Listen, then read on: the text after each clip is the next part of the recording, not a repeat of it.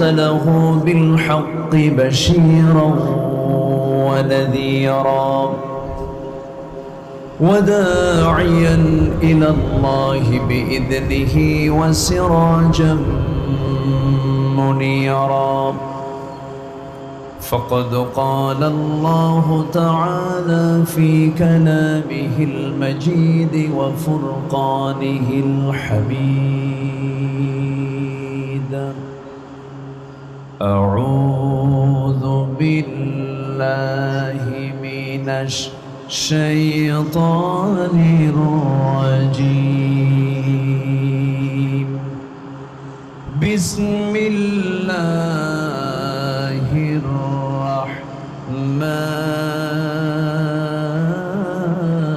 الرحيم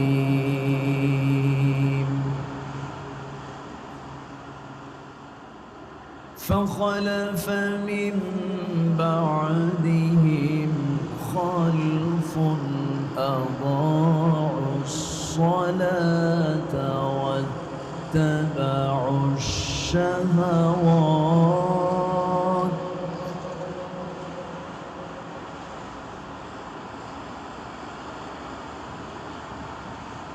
واتبعوا الشهوات فسوف يلقون غيا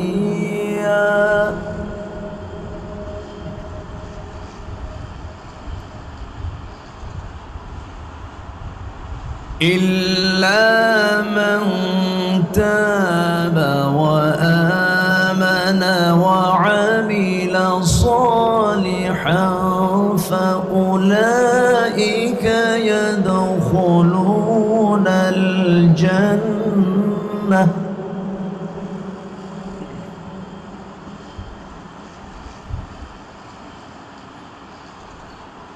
فأولئك يدخلون الجنة ولا يظلمون شيئا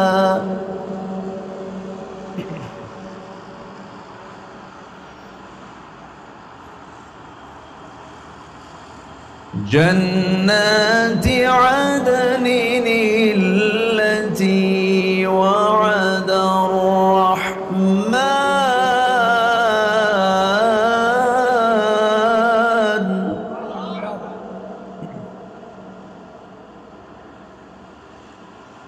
التي وعد الرحمن عباده بالغيب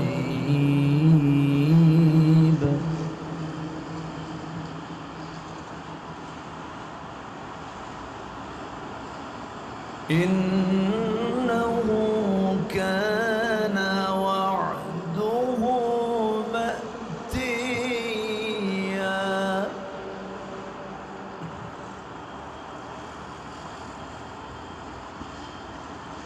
الله أكبر بسم الله الرحمن الرحيم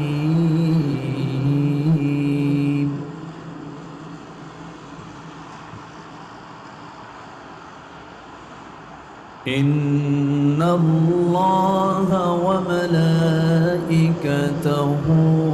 يصلون على النبي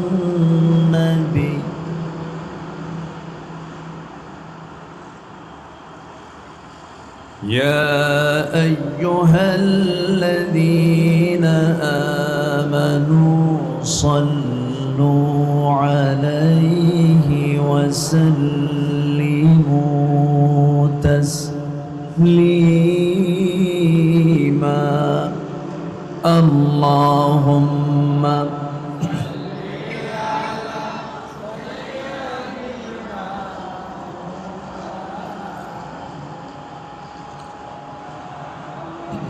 وعلى آله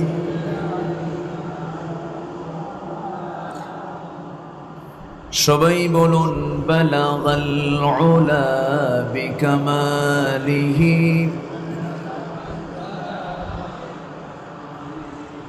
حسنت جميع خصاله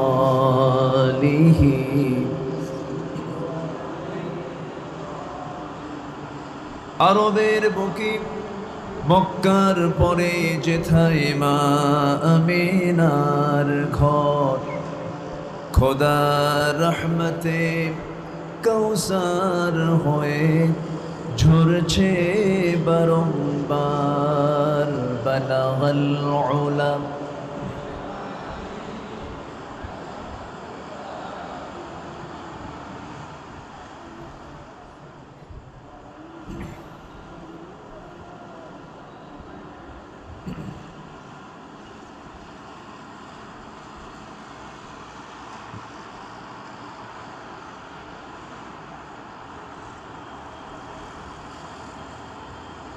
দেশের দক্ষিণাঞ্চল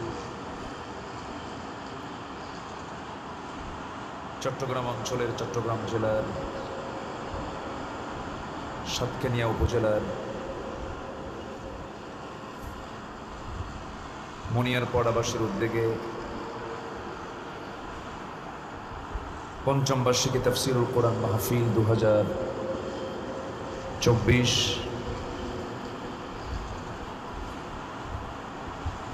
আজকের এই মহৎ আয়োজনের সম্মানিত সভাপতি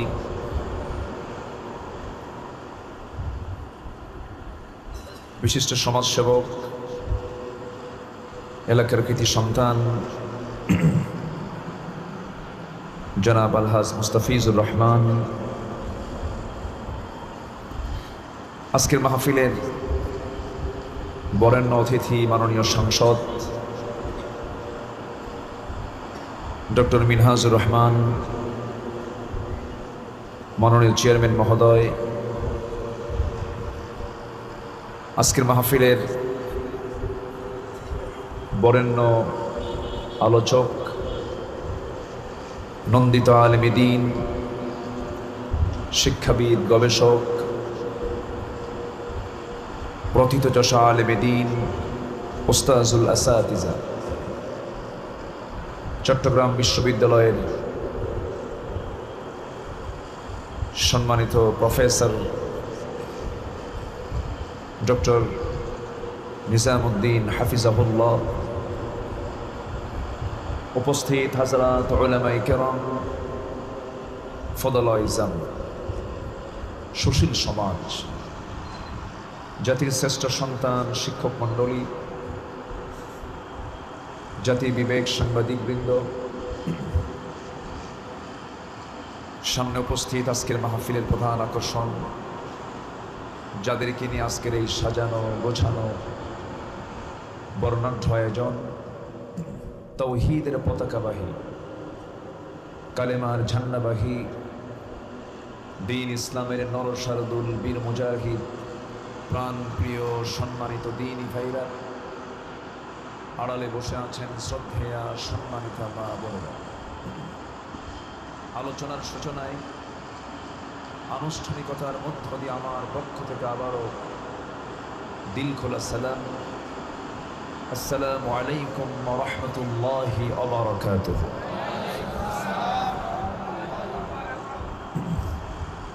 সালামের জবাব একটু দুর্বল মনে করুন, রোজা তো আর নাই। আসসালামু আলাইকুম ওয়া রাহমাতুল্লাহ। মুভিং করে দেন, ফ্যানটা মুভিং করো। সবাই কেমন আছেন?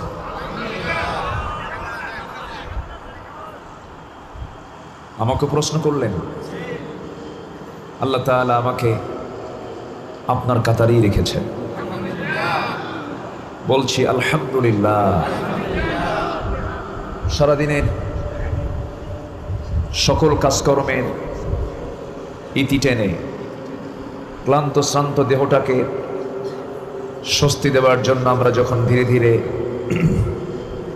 বিছানার দিকে যাব, ঠিক সেই মুহূর্তে আমরা বসে আছি কোরআনের টানে, জান্নাতের বাগানে। যে মনিব আল্লাহ তাআলা আমাকে এমন সুন্দর আয়োজনে আসার বসার তৌফিক দিলেন, সেই মহান রবের শানে বলে উঠছি আলহামদুলিল্লাহ। আবারও বলছি আলহামদুলিল্লাহ। চিৎকার মেরে বলছি আল্লাহুম্মা ইন্নী আসআলুকা আল হুদা ওয়াত তুকা ওয়াল আফাফা ওয়াল গিনা।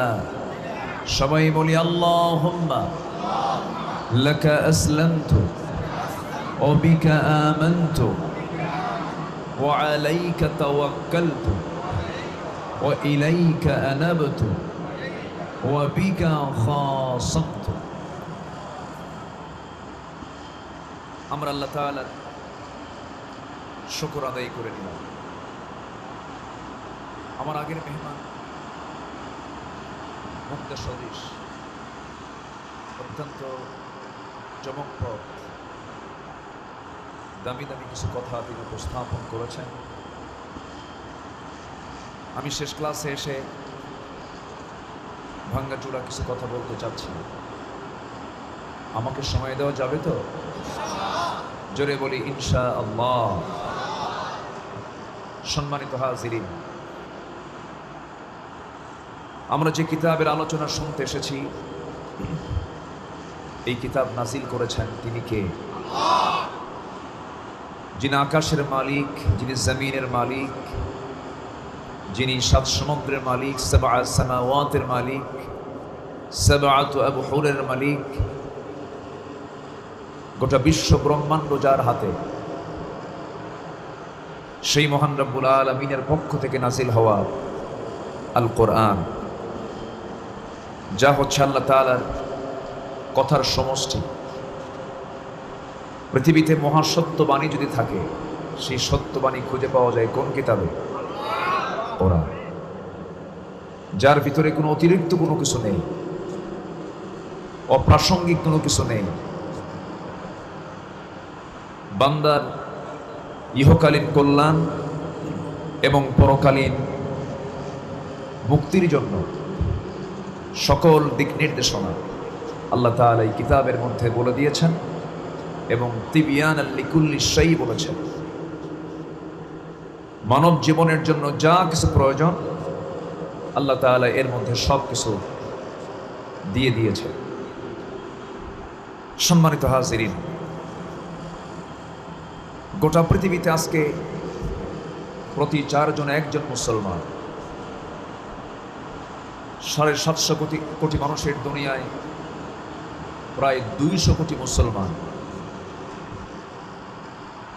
প্রাকৃতিক সম্পদ, খনিজ সম্পদ, এদিক থেকেও প্রায় 60% মুসলমানদের নিয়ন্ত্রণে। এত কিছু থাকার পরেও আমরা যদি পৃথিবীর দিকে তাকাই, যে জাতি আজকে পৃথিবীতে সবচেয়ে বেশি রক্তাক্ত হচ্ছে, নির্যাতিত হচ্ছে, নিপীড়িত হচ্ছে, মজলুম, নির্যাতনের শিকার হচ্ছে, সেই জাতির নাম কি বলুন তো? মুসলমান। আমার দেশে কোনো নির্যাতন নাই তো?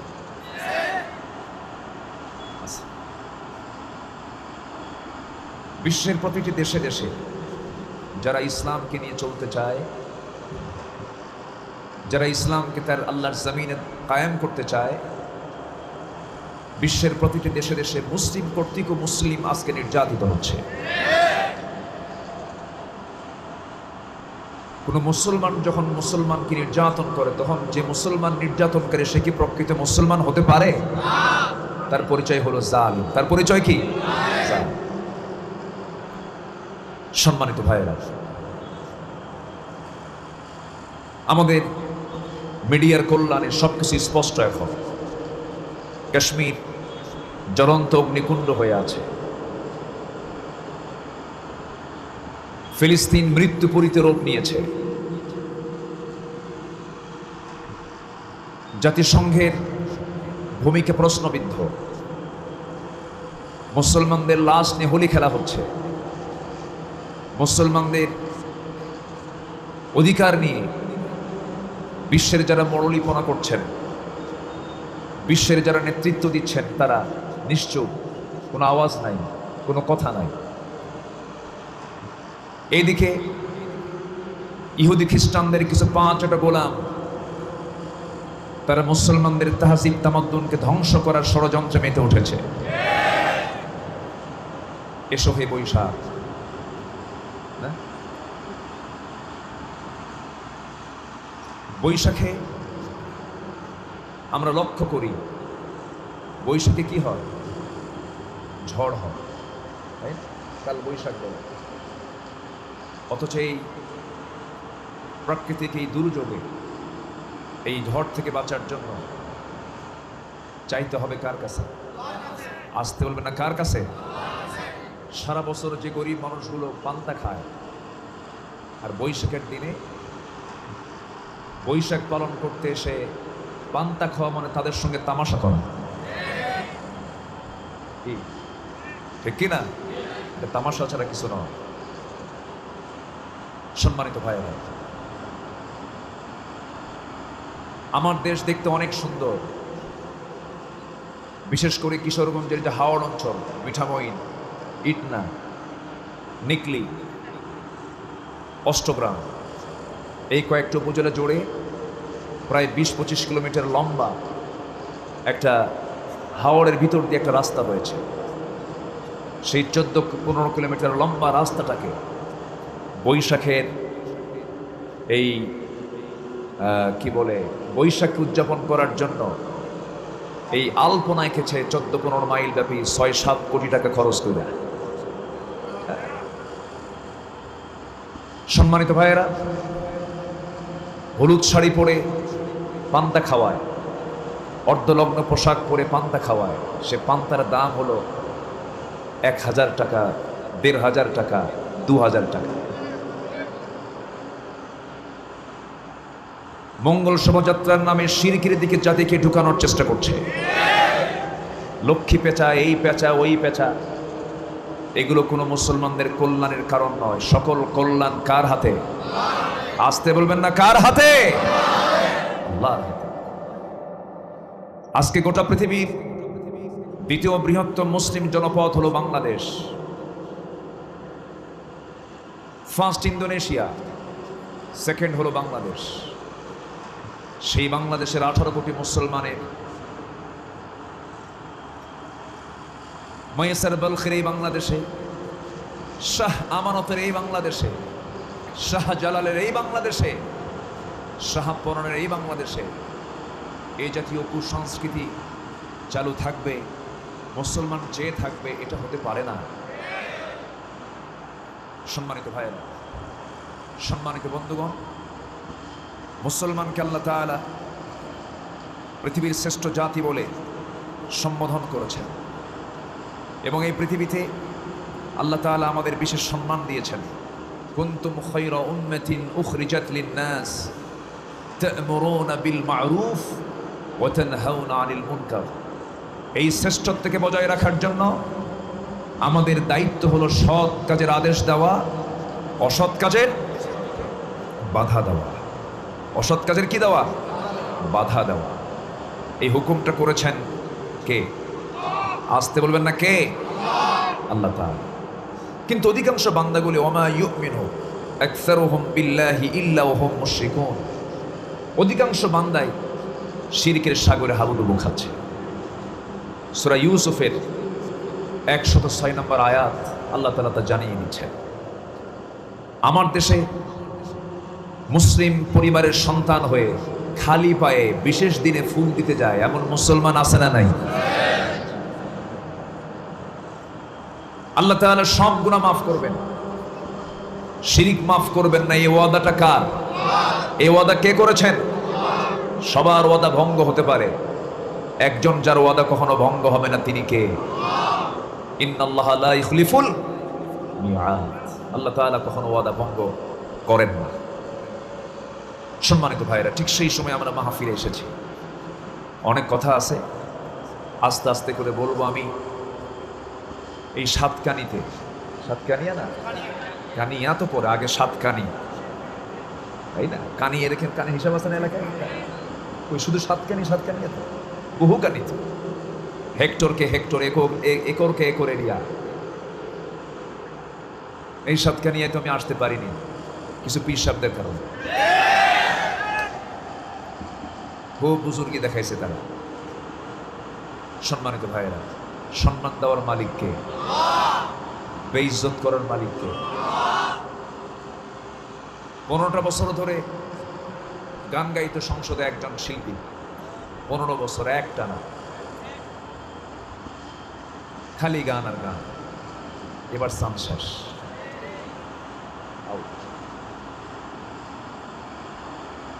সম্মানিত ভাইয়েরা, আকলমন্দ ইশারা বা আরশাদ, সচেতন ব্যক্তির জন্য ইঙ্গিতগুলোই যথেষ্ট।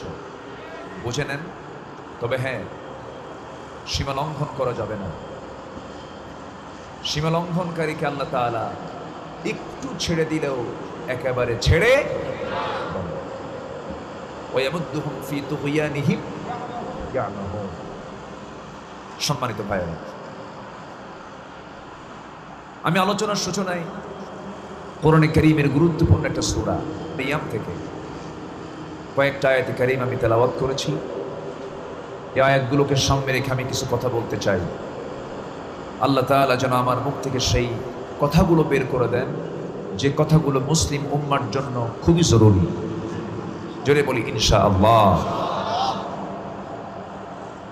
সম্মানিত ভাইয়েরা, আমাদের জীবনের একটা অধ্যায় আমরা পার করছি, সামনে আরেকটা অধ্যায় পড়ে আছে। আল্লাহর সৃষ্টির দুটো পিঠ, একটা হলো ইহকাল, আরেকটা কি পরকাল। আমরা এক পিঠে আছি, আরেক পিঠ আছে না নাই? আচ্ছা, যে পিঠে আমরা অবস্থান করছি এটা হলো ক্ষণকাল, আর সামনে যে অধ্যায়টা পড়ে আছে সেটা হলো চিরকাল। আমরা ক্ষণকাল অতিক্রম করছি, পার হয়ে যাবে, কিন্তু যেটা চিরকাল, যেটা চিরস্থায়ী, যা শুরু হবে কিন্তু কখনো শেষ হবে না। চিরদিনের জন্য আমাকে একটা সিদ্ধান্তে, সেদিন আল্লাহর সিদ্ধান্ত হবে আমার আমলের উপরে, আমি জান্নাত পাবো অথবা জাহান্নাম পাবো। আমার জন্য কয়টা জায়গা খোলা আছে বলেন? কয়টা জায়গা খোলা আছে? দুইটা। আল্লাহ রাব্বুল আলামিন বলেন,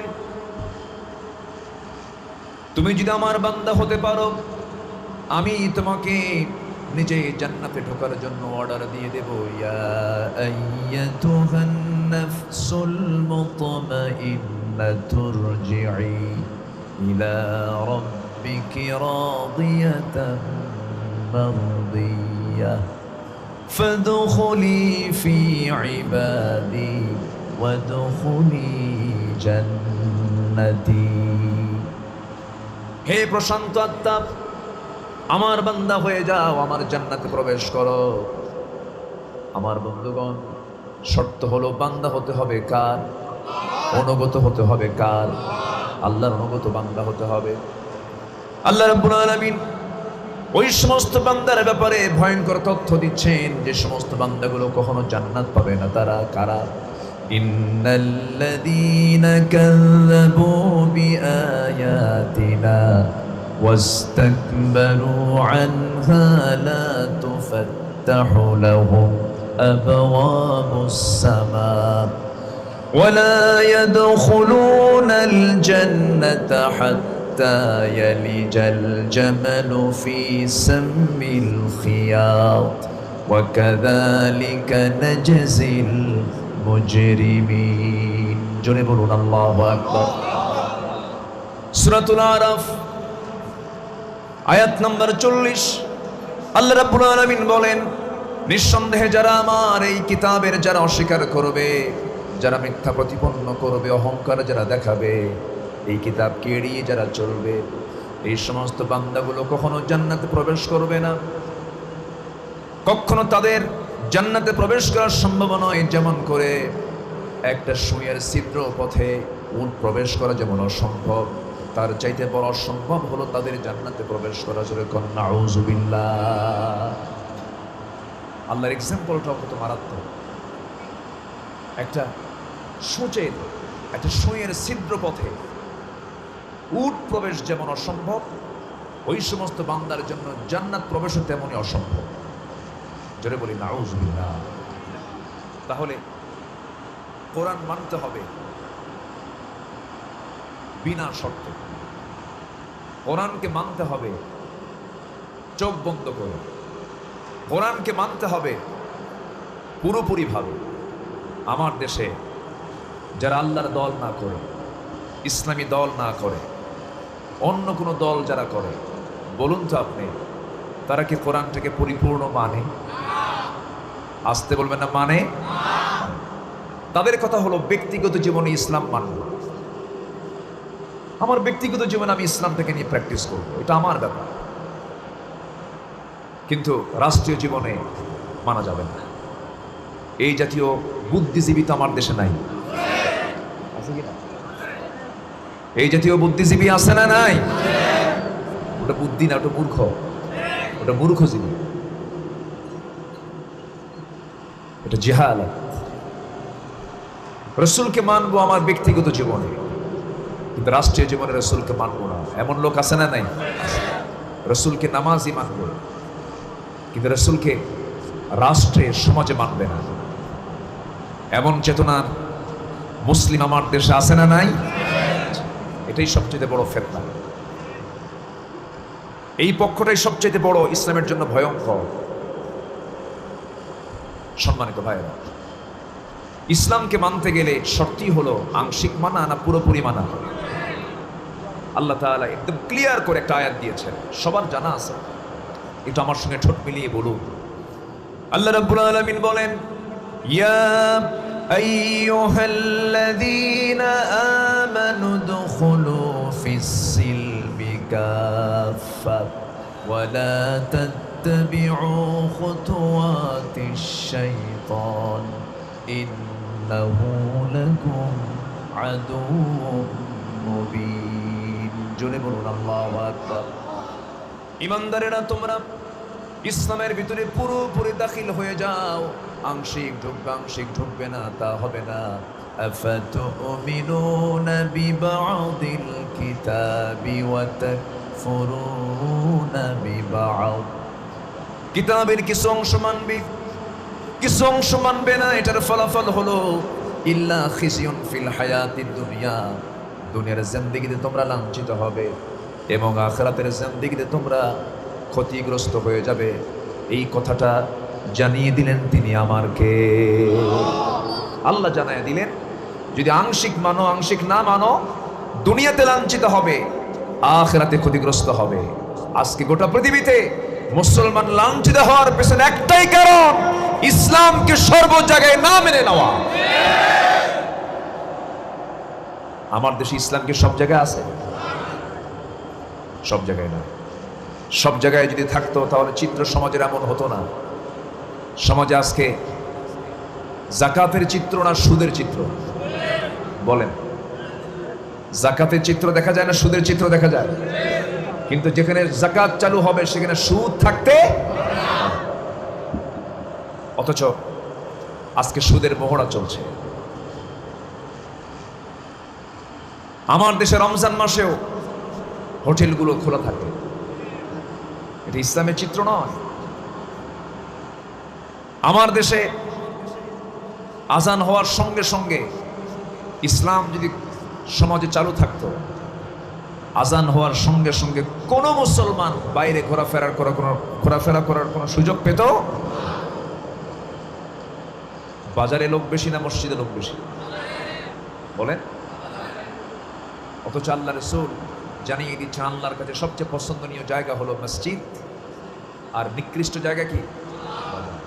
এখন লোক বেশি কোথায় থাকে? আহাব্বুল বিলাদি ইলাল্লাহি মাসাজিদুহা ওয়া আবগাদুল বিলাদি ইলাল্লাহি আসওয়াকুহা।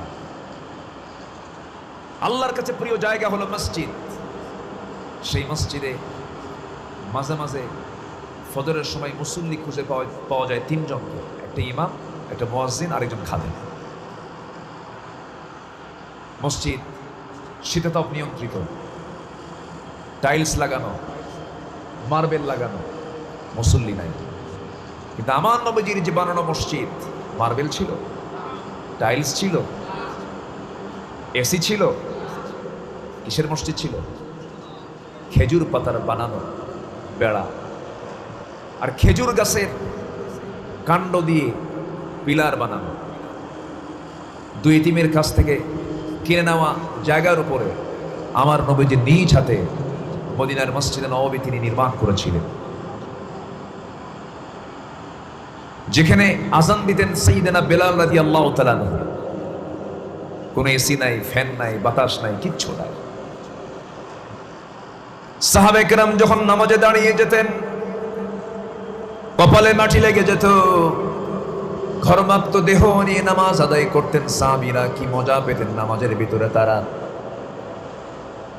সাইয়েদনা বেলাল মাইক ছাড়া তিনি আজান দিতেন, কিন্তু কি সুমধুর আজান, যে আজানের মধ্যে এত সুন্দর তাকওয়া ভরা ছিল যে আজানটার শাজিম পর্যন্ত স্পর্শ করেছে।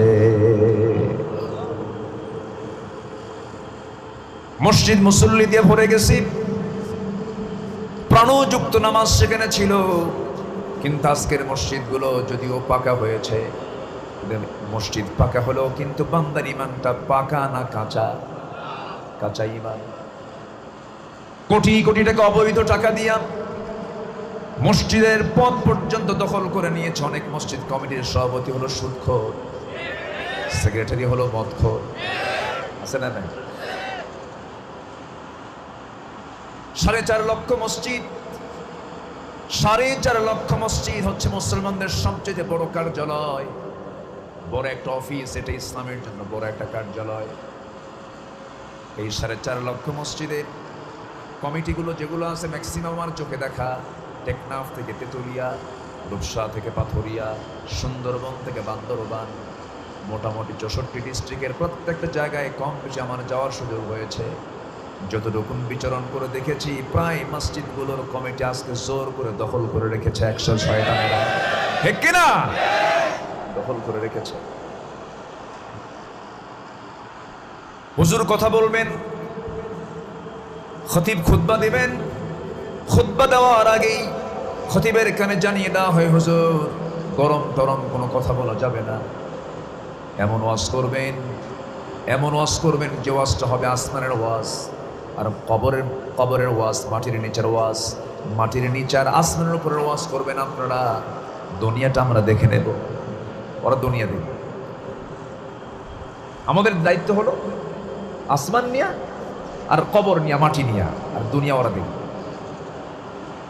তো খতিব সাহেব খুতবা দিতে নিয়ে হঠাৎ করে একদিন মুখ ফসকে বলেই ফেলছে একটা আয়াত, লা তাকুলুর রিবা আদআফাম মুদাআফা। তোমরা চক্রাকারে সুদের কারবার করো না, সুদ খাইও না। তো এই ওয়াজ করতে নেই হঠাৎ করে সভাপতি সাহেবের চোখের নজর পড়ে গেছে, কি বলে, খতিব সাহেবের নজর পড়ে গেছে সভাপতি সাহেবের চোখের উপরে, চোখাচোখি হয়েছে। খুতবা শেষ, নামাজ শেষে সভাপতি মহোদয় এসে খতিব সাহেবকে বলতেছে, হুজুর ওয়াজ করলেন সমস্যা নাই, সুদের বিরুদ্ধে ওয়াজ, কোরআনে ওয়াজ, আপনি ওয়াজ করবেন তাও সমস্যা নেই, কিন্তু আপনি আমার দিকে চেয়ে থেকে ওয়াজ করলেন কেন? চাকরি আর আছে? সম্মানিত ভাইয়েরা, খতিবের দায়িত্ব তো পালন করার কথা ছিল, হলো যে নেতা তার নামাজ পড়ানোর কথা ছিল। মুসলিম শাসক যারা ছিলেন তারাই ছিলেন মসজিদের খতিব। রাসূল রাষ্ট্র চালিয়েছেন মদিনার মসজিদ থেকে। আল্লাহু আকবার বলেন। সুদের বিরুদ্ধে তিনি কথা বলেছেন, জেনার বিরুদ্ধে তিনি কথা বলেছেন, খুনের বিরুদ্ধে তিনি কথা বলেছেন। আজকে যদি 4.5 লক্ষ মসজিদ থেকে যদি খতিবরা যদি হক কথা বলতো, কোনো বাতিল শক্তি টিকতে পারতো না। সব হুজুর তো হুজুর না, সব হুজুর কি হুজুর? কিছু হুজুর আছে তেল মারে, শুধু তেল মারে, তেল মারা হুজুর আছে না নাই? শুধু তেল মারে। আমার দেশে তেলবাজ কিছু লোক আছে না নাই? সিনেমা হল উদ্বোধন হবে, হুজুরকে দাওয়াত দেয়, ভাড়া করে আনে, হুজুর দোয়া করে, আল্লাহ সিনেমা হলের বরকত দিয়ে দাও। আমার দেশে মদের ফ্যাক্টরি আছে, দর্শনায় কেরুয়ান কম একটা মদের ফ্যাক্টরি আছে, সেখানে মদ উৎপাদন হয়। বিগত কয়েক বছরে বেশ কয়েক কোটি টাকা এই মদের ফ্যাক্টরি থেকে মদ বিক্রি করে মুনাফা অর্জন করেছে নাকি? আলহামদুলিল্লাহ বলবেন না আপনারা? নাউজুবিল্লাহ কয়ে তো লাভ নাই, আপনার টাকার মধ্যে ওগুলো আছে। ইসলামকে যদি আমি মানতে চাই, ইসলামকে আমি যদি পরিপূর্ণরূপে মানতে চাই, ইসলাম বিজয়ী না হওয়া পর্যন্ত, ইসলাম প্রতিষ্ঠিত না হওয়া পর্যন্ত ইসলামকে পরিপূর্ণ মানা সম্ভব নয়, সম্ভব নয়, সম্ভব নয়। আমরা যখন মাহফিল আসছি, রাস্তা দিয়ে যখন মাহফিল আসছি, আমরা মাহফিলের উদ্দেশ্যে ডান পথে এসেছি না বাম পথে এসেছি? বাম পথে। বামে আমার যানবাহন চালিয়ে এসেছি। ইসলাম বলে কি বামে না ডানে চলো? আমি চলি কোথায়? বামে। ইসলামকে আপনি যদি মানতে যান, আপনি কি ঠিক থাকবেন না আপনি মামলা খাবেন? মামলা খাবেন, আপনি অ্যাক্সিডেন্ট করবেন। কারণ আমার দেশে তো ডান পথে চলার সিস্টেম নাই। ট্রাফিক যে আইন, সেই ট্রাফিকের যে বিধানটা সেটা হলো বাম দিকে চলা। তা আপনি যদি এই দেশের শ্রেষ্ঠ যদি আলেম হন, শ্রেষ্ঠ বুজুর্গ হন, শ্রেষ্ঠ পীর কেবলাও হন, আপনি তো অন্তত রাস্তায় নামলে পরে এই আল্লাহর হুকুম তো মানতে পারবেন না, আপনি ডান দিকে চলতে পারবেন না। ডান দিকে আপনি তখনই চলতে পারবেন যখন রাষ্ট্র থেকে অর্ডার আসবে ডানে সবার চলতে হবে। সম্মানিত ভাইয়েরা, ওয়াজ করে সুদ যদি বন্ধ হতো, এই দেশে ওয়াজ কম হয় না। ওয়াজ করে কি সুদ বন্ধ হবে? বন্ধ হবে। ওয়াজ করে কি জেনা বন্ধ হবে? বন্ধ হবে। এগুলোকে বন্ধ করার জন্য কার বিধান দরকার? আসতে বলবেন না, কার বিধান দরকার? সে আল্লাহর বিধান জমিনে বাস্তবায়ন করার জন্য চেষ্টা করতে হবে। কার বলেন? কার চেষ্টা করতে হবে? ইমানদারের। কার বলেন? ইমানদারের। ইমানদারের চেষ্টা করতে হবে। চেষ্টা করবে ইমানদার। আর সাহায্য করবেন কে? সাহায্য করবেন কে? আল্লাহ তাআলা। আমার কথা কি বিরক্ত হচ্ছেন আপনারা? আমার বন্ধুগণ, এই দুনিয়া ছেড়ে আমিও চলে যাব, আপনিও চলে যাবেন, কিন্তু আমার জানা হলো না আমি কেন আসলাম, কি জন্য আসলাম, আমার দায়িত্বটা কি, এটাই আমি পরিপূর্ণ স্পষ্ট হতে পারলাম না। তাহলে আমি কেমন করে জান্নাত আমি তালাশ করব, জান্নাত আমি কামনা করব? জান্নাত কামনা করার জন্য জান্নাতের কাজগুলো তো আমাকে দুনিয়াতে করে যেতে হবে। সূরা মারিয়ামের ৩-৪টা আয়াত আমি তেলাওয়াত করেছি। প্রথমে আল্লাহ রাব্বুল আলামিন জাহান্নামে ঢুকাবেন কিছু সংখ্যক বান্দাকে তার কিছু অপকর্মের জন্য, আবার কিছু বান্দার ভালো কাজের জন্য আল্লাহ রাব্বুল আলামিন সুন্দর জান্নাতের ওয়াদাও তিনি করেছেন। আসুন না সে আয়াতের দিকে আস্তে আস্তে আমরা চলে যাই। আল্লাহ রাব্বুল আলামিন বলেন, فخلف من بعدهم خلف أضاعوا الصلاة واتبعوا الشهوات فسوف يلقون غيا إلا من تاب وآمن وعمل صالحا فأولئك يدخلون الجنة ولا يظلمون شيئا। জোরে বলুন আল্লাহু আকবার। আল্লাহ রাব্বুল আলামিন সূরা মারিয়ামের 59 নম্বর আয়াতে বলছেন, আমার বান্দার মধ্য থেকে যে সমস্ত বান্দাগুলো নামাজের মতো পবিত্র ইবাদতটাকে, গুরুত্বপূর্ণ ইবাদতকে যারা নষ্ট করে ফেলবে, নামাজকে যারা বাদ দিয়ে দেবে, নামাজকে যারা নষ্ট করবে, আমি আল্লাহ রাব্বুল আলামিন ওই সমস্ত বান্দাগুলোকে শুধু জাহান্নাম নয়, জাহান্নামের গর্তের মধ্যে আমি তাকে অচিরেই ঢুকাবো। জাহান্নামের কিছু গর্ত আছে, যে গর্তগুলোকে জাহান্নাম পর্যন্ত ভয় পায়, এত ভয়ঙ্কর জাহান্নামের সেই গর্তগুলো। জাহান্নাম তো ছোটখাটো কোনো জায়গা নয়, জাহান্নামটা এত বড় জায়গা। আমার আপনারা চোখে দিনের বেলা যে সূর্য দেখতে পাই, সেই সূর্যটা যদি আমরা প্লেটের মতো দেখতে পাই, কিন্তু এই পৃথিবীর চাইতে ওই সূর্যটা 1 গুণ 2 গুণ নয়, 13 লক্ষ গুণ বড়। এই 13 লক্ষ গুণ বড় এই সূর্য যদি জাহান্নামের গর্তের মধ্যে, যদি জাহান্নামের সেই গর্তের মধ্যে যদি ছেড়ে দেওয়া হয়, ফেলে দেওয়া হয়, মুহূর্তের মধ্যে সেই সূর্যটা জাহান্নামের মধ্যে হেরে যাবে, খুঁজে পাওয়া যাবে না। এত ডেঞ্জারাস, এত ভয়ঙ্কর, এত আকারে বড় সেই জাহান্নাম, সেই জাহান্নাম থেকে বাঁচার জন্য, সেই জাহান্নামের গর্ত থেকে বাঁচার জন্য আল্লাহ রাব্বুল আলামিন বান্দাকে ভয় দেখিয়ে বলছেন, বান্দা দুনিয়ার জিন্দেগিতে যারা নামাজকে নষ্ট করবে আমি আল্লাহ তাদেরকে জাহান্নামের গর্তের মধ্যে তাদেরকে ঢুকায়া ছাড়াবো। সেই জাহান্নামের গর্ত সরাসরি আয়াতে আল্লাহ রাব্বুল আলামিন দুইটা অপরাধের কথা বলেছেন। আবার তাফসীরে কুরতুবীর মধ্যে এসেছে 7টা অপরাধ যারা করবে তাদেরকে আল্লাহ রাব্বুল আলামিন জাহান্নামের সেই গর্ত খাই নামক গর্তের মধ্যে ঢুকাবেন। আসুন আমরা দুইটা জিনিস সরাসরি আয়াতের মধ্যে যে দুইটা অপরাধের কথা আসছে, এক নম্বর অপরাধটা জানলাম যারা নামাজকে নষ্ট করবে। নামাজকে আমরা নষ্ট করব না আদায় করব? নষ্ট করব না আদায় করব? সবাইকে নামাজ পড়তে রাজি আছেন? সবাই নামাজ পড়তে রাজি আছেন? আমি নামাজি হলাম কিন্তু আমার নেতা নামাজি না, তাহলে কি লাভ হলো? এরকম লোক আমার দেশে আছে না নাই? নিজে তাহাজ্জুদ পড়ে, হজে যায়, ওমরা করে, কিন্তু সে যে নেতাকে মানে সে নেতা হলো হিন্দু। আছে কি না? মুসলমানের নেতা হিন্দু হয় কেন?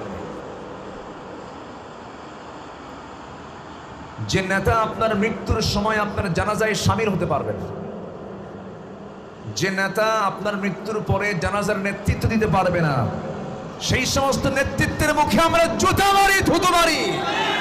রাজি আছেন কারা কারা? হাত উঁচু করে দেখান।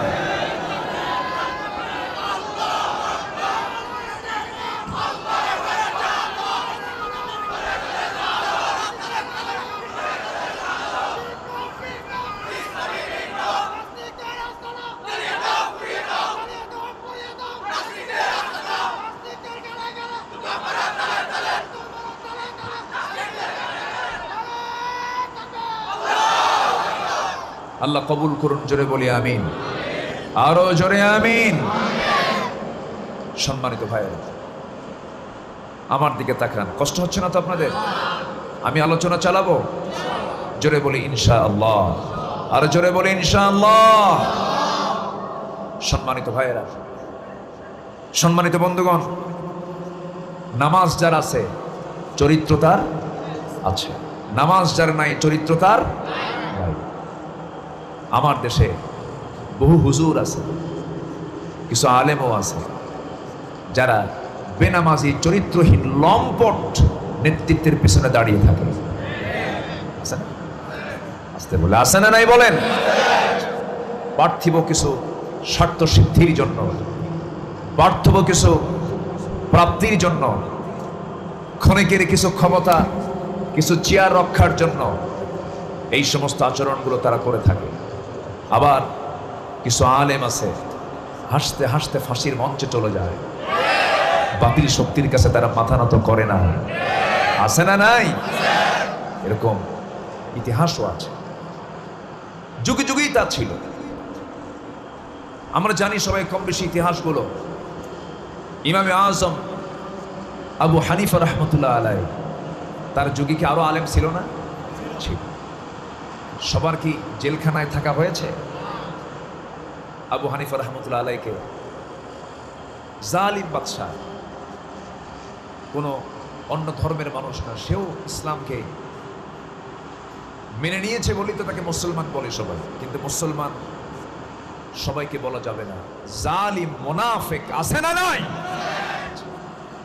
বাদশাহ মনসুর তাকে প্রস্তাব দিল, আবু হানিফা তুমি আমার রাষ্ট্রে কাজীর পদ তোমাকে দেব, তুমি আমার রাষ্ট্রে কাজীর পদের দায়িত্ব অর্থাৎ চিফ জাস্টিস তোমাকে বানাবো, তুমি এটা মেনে নাও, তবে আমার কথা তোমার শুনতে হবে।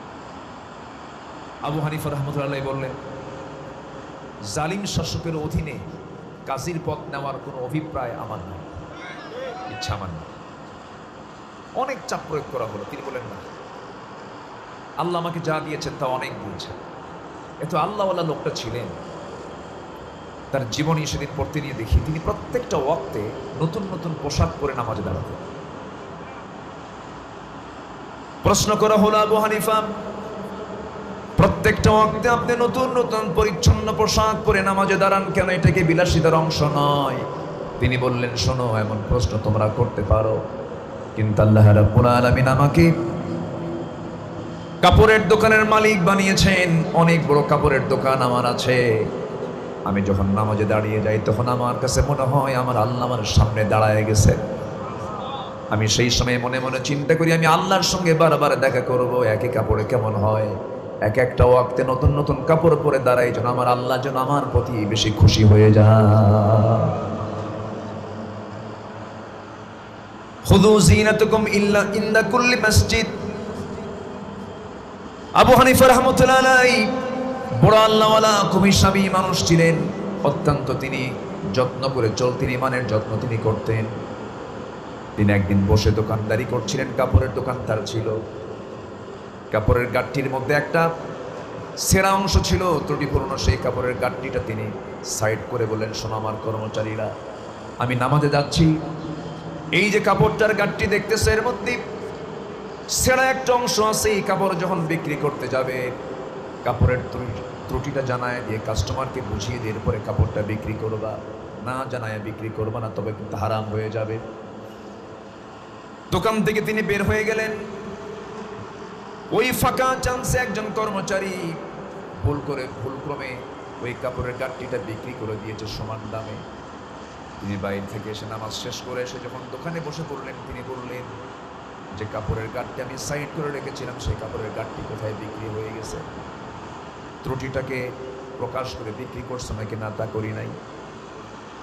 সঙ্গে সঙ্গে আবু হানিফা আস্তাগফিরুল্লাহ বলে তিনি আল্লাহর কাছে মাফ চেয়ে নিয়ে সবাইকে জানিয়ে দিলেন, শোনো, এই যে কাপড়ের গাঁটটিটা না জানায়া ত্রুটিটা না বলে বিক্রি করে দিয়েছ, আমার গোটা ব্যবসাটাই হারাম হয়ে গেছে, টোটাল অংশ আমি আল্লাহর পথে দান করে দিলাম।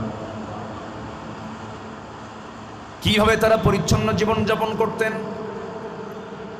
এই আবু হানিফার মতো মানুষকে জোর করে তাকে ধরে আনা হলো, জেলখানায় ঢুকিয়ে দেওয়া হলো, বলা হলো আবু হানিফা এখনো সময় আছে, তুমি বাদশার কথা মেনে নাও। তিনি বললেন জীবনটা চলে যাবে, জীবন দিয়ে দেব, কিন্তু জালিমের সামনে মাথা নত করবো না। আবু হানিফা রাহমাতুল্লাহ আলাইহি জেলখানায় কারাবন্দী তিনি।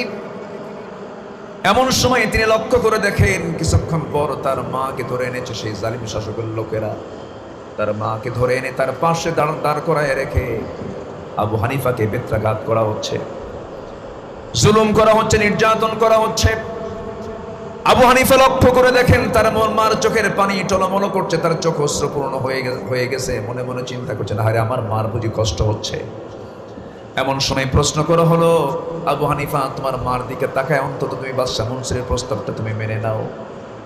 এমন জাতীয় কথা যখন বলা হলো, সঙ্গে সঙ্গে আবু হানিফা রাহমাতুল্লাহ আলাইহির সামনে যখন এই প্রস্তাবটা দেওয়া হয়েছে, সঙ্গে সঙ্গে তার মা জবান খুলে গেছে। জবান খুলে তিনি বলছেন, শোনো আমার কলিজার টুকরার সন্তান, তুই আমার দিকে তাকায় কি চিন্তা করছিস জানি না, তুই আমার দিকে তাকায় তুই কোন ভাবনা ভাবতেছিস তা আমি জানি না।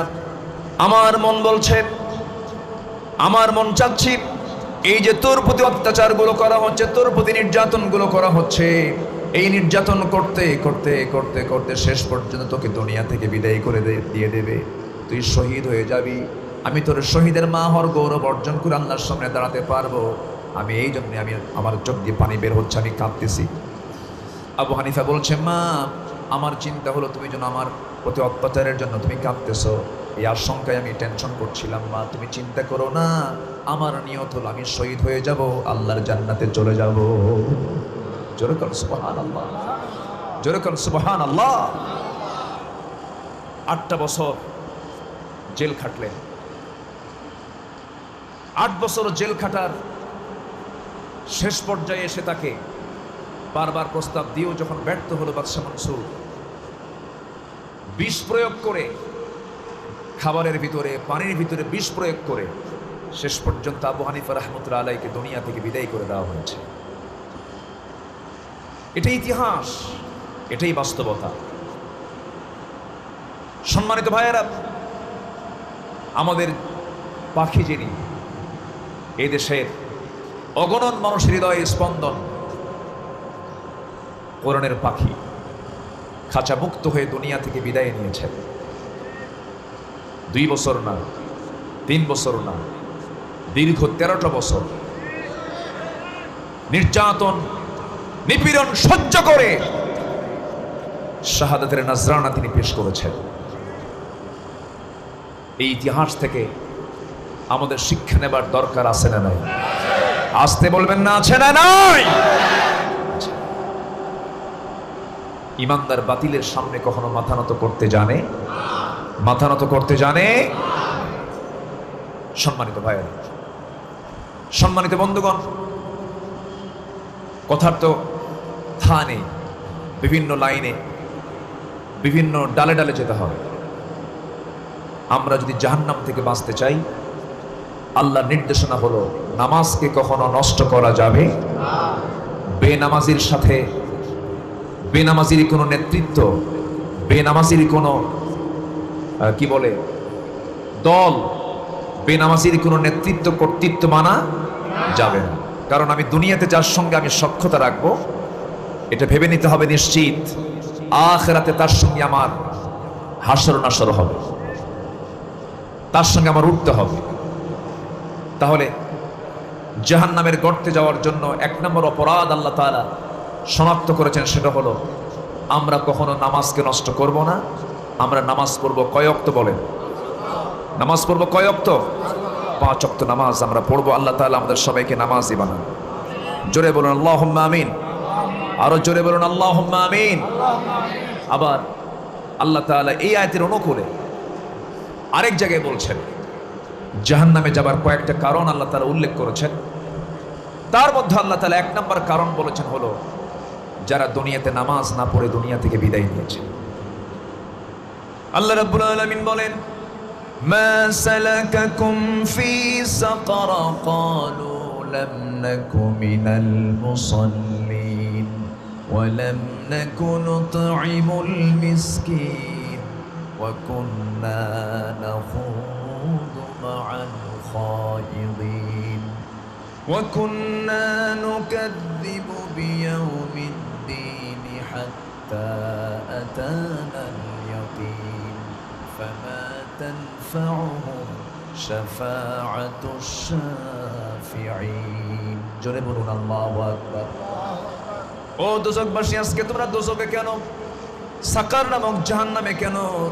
ওই সমস্ত জাহান্নামবাসীরা বলবে আজকে আমরা 4টা অপরাধ করে আসার কারণে আজকে আমরা জাহান্নামের মধ্যে, দোজখের মধ্যে, সাকারের মধ্যে। এর মধ্যে 1 নম্বর হলো আজান শুনেছি কিন্তু নামাজে হাজির হই নাই। এরকম মুসলমান তো আমার দেশে নাই, সবকানিয়াতে নাই। আজান হয়ে যায়, নামাজ পড়ে না। অথচ আল্লাহ তাআলার হুকুম, ইয়া আইয়ুহাল্লাযীনা আমানু রুকউ ওয়াসজুদু ওয়া'বুদু রাব্বাকুম। আল্লাহু আকবার বলেন। রুকু করো, সিজদা দাও, একটা একটা করে আল্লাহ তাআলা হুকুম করছেন। সম্মানিত ভাইয়েরা, তাহলে আল্লাহর কাছে সবচেয়ে বড় অপরাধ হলো নামাজকে ছেড়ে দেওয়া। আর সেই বড় অপরাধ আমার দেশে কম হয় না বেশি হয়? কম হয় না বেশি হয়? বেশি হয়। কত পার্সেন্ট লোক নামাজ পড়ে? আমার তো জরিপে যেটা আসে সেটা হলো শুধু শুক্রবারে জুমার নামাজ পড়তে যায় এদেশে বড় জোর 6 থেকে 7% মুসলমান। 5 ওয়াক্ত দূরেই থাকে। এই যে বিশাল একটি মুসলিম জনগোষ্ঠী নামাজ পড়ছে না, নামাজ আদায় করছে না, এই ব্যাপারে যারা নেতৃস্থানীয় ব্যক্তি তাদের চিন্তা করার দরকার আছে না নাই? দেশ স্বাধীন হয়েছে 71-এ, আজকে 2024 সাল, 53 বছর চলছে। তাহলে সংখ্যাগরিষ্ঠ মুসলমান দেশ বাংলাদেশ, এদেশের পার্লামেন্টে কত আইন পাশ হয়েছে, কত সংশোধনী এসেছে। অধিকাংশ পার্লামেন্টারিয়ান মুসলমান। আজ পর্যন্ত কোন পার্লামেন্টের মেম্বার কি এ পর্যন্ত একটা বারের মতো নামাজের বিল সংসদে উত্থাপন করেছে? কেন করেনি? কি জন্য করেনি? কি কারণে করেনি? এটার মূল কারণ হলো একটাই, সেটা হলো অধিকাংশ তারা নামাজই পড়েন। আপনি যদি নিজে নামাজ না পড়েন, আপনি কি নামাজের বিল কি সংসদে উত্থাপন করবেন? মদ খাওয়া কি? আসতে বলে মদ পান করা কি? যে মদ পান, রাসূল বলেছেন সমস্ত পাপের মা। আল খামরু উম্মুল খাবাইস, রাসূল বলেছেন মদ হচ্ছে সমস্ত পাপের জননী। বরঞ্চ নামাজের বিল সংশোধন না এনে বিল আনা হয়েছে কিসে? মদে। যে মদকে আল্লাহ তাআলা নিজে হারাম করেছেন, রাসূল বলেছেন মদ হলো সমস্ত পাপের মা। মদ আছে যেখানে জেনা আছে সেখানে, জেনা আছে যেখানে খুন আছে সেখানে। আজকে মাদকে ভরে গেছে দেশ, নেশায় ভরে গেছে দেশ। সাইয়েদনা ওমর ফারুক রাদিয়াল্লাহু আনহুর মতো খলিফাতুল মুসলিমিন নিজের ছেলে আবু শাহমা নেশার কারণে যখন ধরা পড়ে গেছে, বিচার করেছেন নিজ হাতে। আজকেও যারা মাদকের বিরুদ্ধে আমাদেরকে ওয়াজ করতে বলেন, আমি তাদেরকে জানিয়ে দিতে চাই, সেই মদের শাস্তি অনুযায়ী আপনারা মদের শাস্তি দেওয়া আগে শুরু করুন, সব বন্ধ হয়ে যাবে। ঠিক কিনা? সব বন্ধ হয়ে যাবে। সম্মানিত ভাইয়েরা, একটা এক্সাম্পল দিলে সহজ হবে। মদ যে সমস্ত পাপের মা, কোন এক আল্লাহওয়ালা এক শহরে বসবাস করতেন। ওই শহরে একজন খারাপ নারীর বসবাস ছিল। এই খারাপ নারী, অসতী নারী, সে জেনার কাজ করে বেড়াতো। সে এই মহিলা একদিন মনে মনে চিন্তা করলো, জীবনে এই নগরের বহু পুরুষের যৌবন নষ্ট করেছি, দেখি আল্লাহওয়ালাকে টার্গেট করল। আল্লাহওয়ালাকে টার্গেট করে তাকে ফুসলায়া বেকায়দায় ঘরে তুলে নিয়েছে। তুলে নিয়ে বলতেছে, আপনি হয়তো আমাকে চেনেন নাই, আমি আপনাকে চিনি। আমি যদি এই মুহূর্তে একটা চিল্লান মারি, একটা আওয়াজ দেই, গোটা শহরে আপনার যে সুনাম মুহূর্তের মধ্যে সব ধসে পড়বেন, ধ্বংস হয়ে যাবেন। আপনার মান সম্মান সব বুলণ্ডিত হয়ে যাবে। আমি হলাম এই শহরের একজন পতিতা নারী, অতএব আপনি যদি আমার এই সবল থেকে বাঁচতে চান, আমি আপনার জন্য 3টা অপশন রেখে দিলাম। নাম্বার 1, এই যে মদের বোতল। নাম্বার 2, সামনে একটা শিশু রেখে দিয়ে বলতেছে এই শিশুকে হত্যা করতে হবে। নাম্বার 3, আমার সঙ্গে আপনাকে জেনা করতে হবে। এই 3টার যে কোনো একটা আপনার বেছে নিতে হবে, নচেত আপনার বাঁচার কোনো উপায় নেই। এই আল্লাহওয়ালা চিন্তা করলো, কোনো ক্রমে তো খুন করা যাবে না। খুন করা মানে হলো ফাকাতালান নাস জামিআ, গোটা মানবতাকে হত্যা করা। জেনা করার তো প্রশ্নই নাই, কারণ জেনা করলে ঈমান নষ্ট হয়ে যায়। মদের বোতলের দিকে চেয়ে থেকে ভাবতেছে, মদ যদিও হারাম, তো বাঁচা তো দরকার। অন্তত বাঁচার জন্য এক ঢোক হলেও খাইয়া এখান থেকে বিদায় নেই। এক ঢোক যখন খাইছে, তাল না মাতাল? আসতে কয়, তাল না মাতাল? মাতাল। মদ্যপান আল্লাহ তাআলা হারাম কেন করেছেন? হারামের অন্যতম একটা কারণ হলো, যখন একটা মানুষ মস্তিষ্ক বিকৃত হয়ে যায়, তখন তার উপর কোনো শরীয়ত থাকে? শরীয়তের কোনো বিধান থাকে? থাকে না। একটা নেশাখোরের কাছে যে মদখোর, তার কাছে তার নিজের কন্যা সন্তান নিরাপদ নয়। অন্য নারী তো দূরেই থাকে, মদ খেলে পরে মাতাল হয়ে যায়। আমার বন্ধুগণ, ওই আল্লাহওয়ালা শেষ পর্যন্ত মাদককে বেছে নেওয়ার পরেও সে কি করলো? মদের বোতল থেকে এক ঢোক যখন মদটা পান করেছে, মাতাল হয়ে গেছে। মাতাল হওয়ার সঙ্গে সঙ্গে জেনাও তার জন্য ইজি হয়ে গেল, খুনও তার জন্য ইজি হয়ে গেল। অর্থাৎ মদ যে সমস্ত পাপকে টেনে আনে, মদ আছে যেখানে জেনা আছে সেখানে, জেনা আছে যেখানে খুন আছে সেখানে।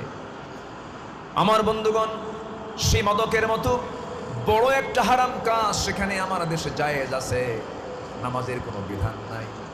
সারা জীবন ওয়াজ করে আপনি এগুলো বন্ধ করতে পারবেন না যতক্ষণ না ওই আয়াতটা সমাজে চালু না হবে। যারা পারেন ঠোঁট মিলিয়ে বলুন, আল্লাহ রাব্বুল আলামিন বলেন, আল্লাযীনা ইম্মাক্কান্নাহুম ফিল আরদি আকামুস সালাহ ওয়া আতাউস যাকাতা ওয়া আমারু বিল মা'রুফি ওয়া নাহাউ আনিল মুনকার। আল্লাহ রাব্বুল আলামিন বলেন, দুনিয়ার জিন্দেগিতে আমি যাদেরকে খেলাফতি দেব, যখন যাদেরকে আমি ক্ষমতা দেব, যাদের হাতে ক্ষমতা অর্পণ করা হবে তাদের জন্য 4টা কাজ, 4টা আইন তারা পাশ করবে। নাম্বার 1 হলো নামাজকে তারা কায়েম করবে। নাম্বার 2 হলো যাকাতকে তারা সমাজে চালু করে দেবে। সৎ কাজের আদেশ দেবে, অসৎ কাজের বাধা দেবে। কার কথা? আসতে বলবেন না, কার কথা? আল্লাহর কথা।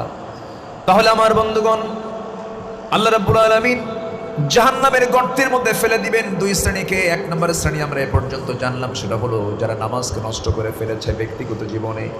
নামাজ যারা নষ্ট করবে তাদেরকে আল্লাহ রাব্বুল আলামিন জাহান্নামের খাই নামক গর্তের মধ্যে ঢুকাবেন। নাম্বার 2 হলো আল্লাহ রাব্বুল আলামিন বলছেন ওয়াত্তাবাউশ শাহাওয়াতি ফাসাউফা ইয়ালকাউনা গায়্যা। নাম্বার 2 হলো নফসের যারা দাসত্ব করবে, মন যা চায় তাই যারা করবে। আমি কি সেই কাজ করব মন যা চায়? কখনো এটা করা যাবে না। মন যা চায় না আল্লাহ যা চান। বলেন বলেন বলেন বলেন, মন যা চায় না আল্লাহ যা চান। আল্লাহ যা চান সেটাই আমাকে করতে হবে।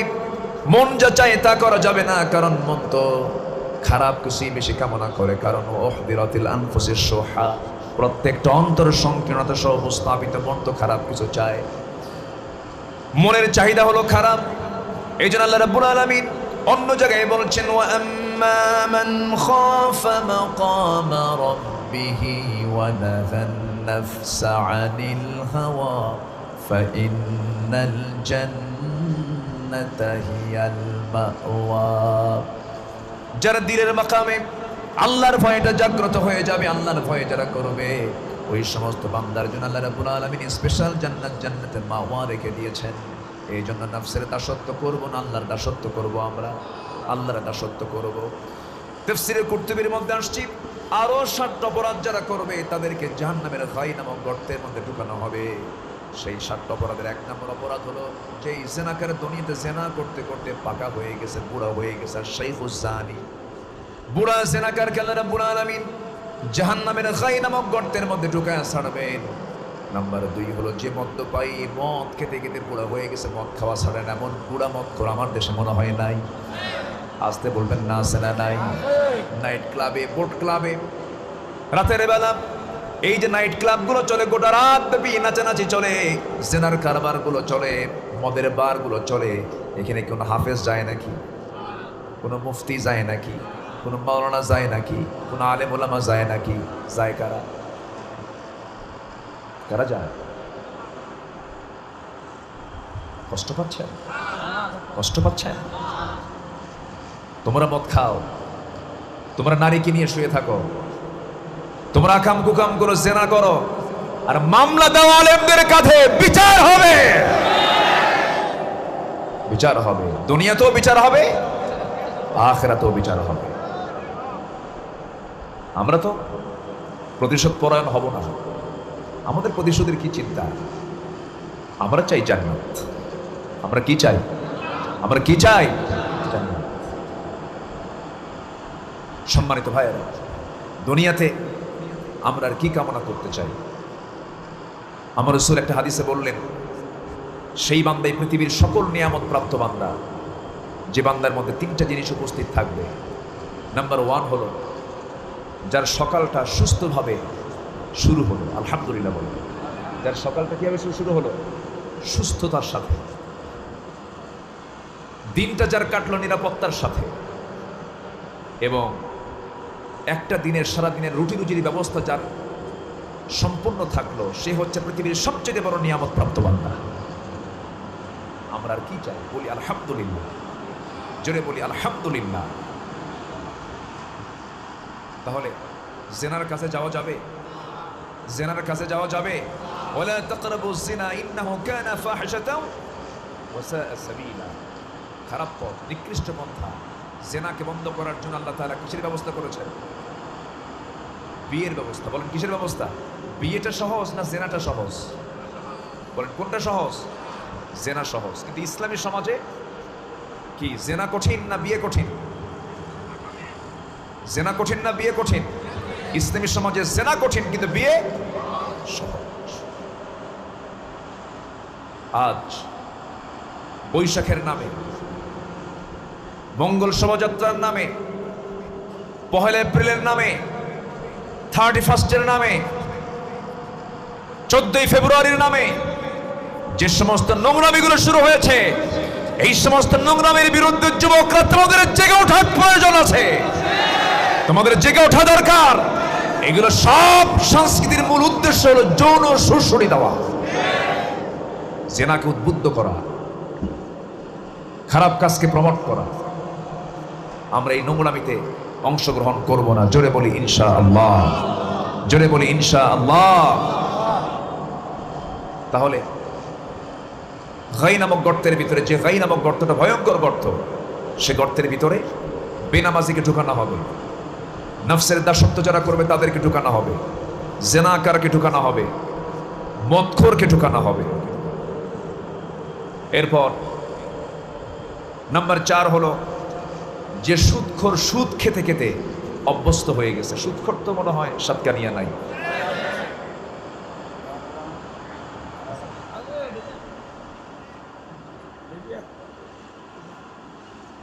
তাহলে কি ওয়াজ কি ঘুরে আনে বর্ণনিতে বলবো? আপনি বললো তো আমি শুনবো। সুদের বিরুদ্ধে ওয়াজ কি আমার না আল্লাহ?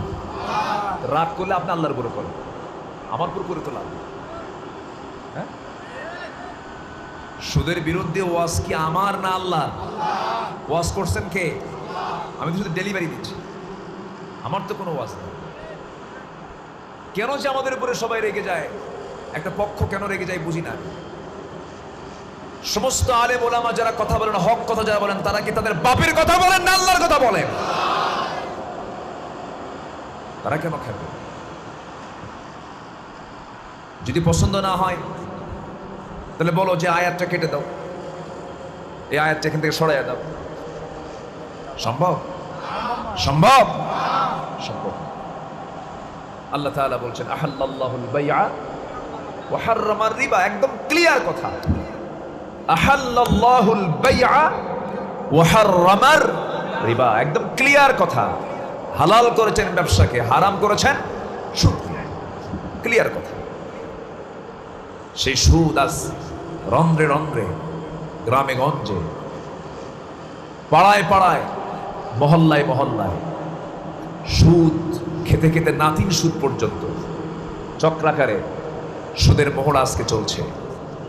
এই সুদের এই করাল গ্রাস থেকে জাতিকে যদি রক্ষা করতে হয়, একমাত্র যাকাত ভিত্তিক অর্থনীতি বাস্তবায়ন ছাড়া কখনো এটাকে বন্ধ করা যাবে।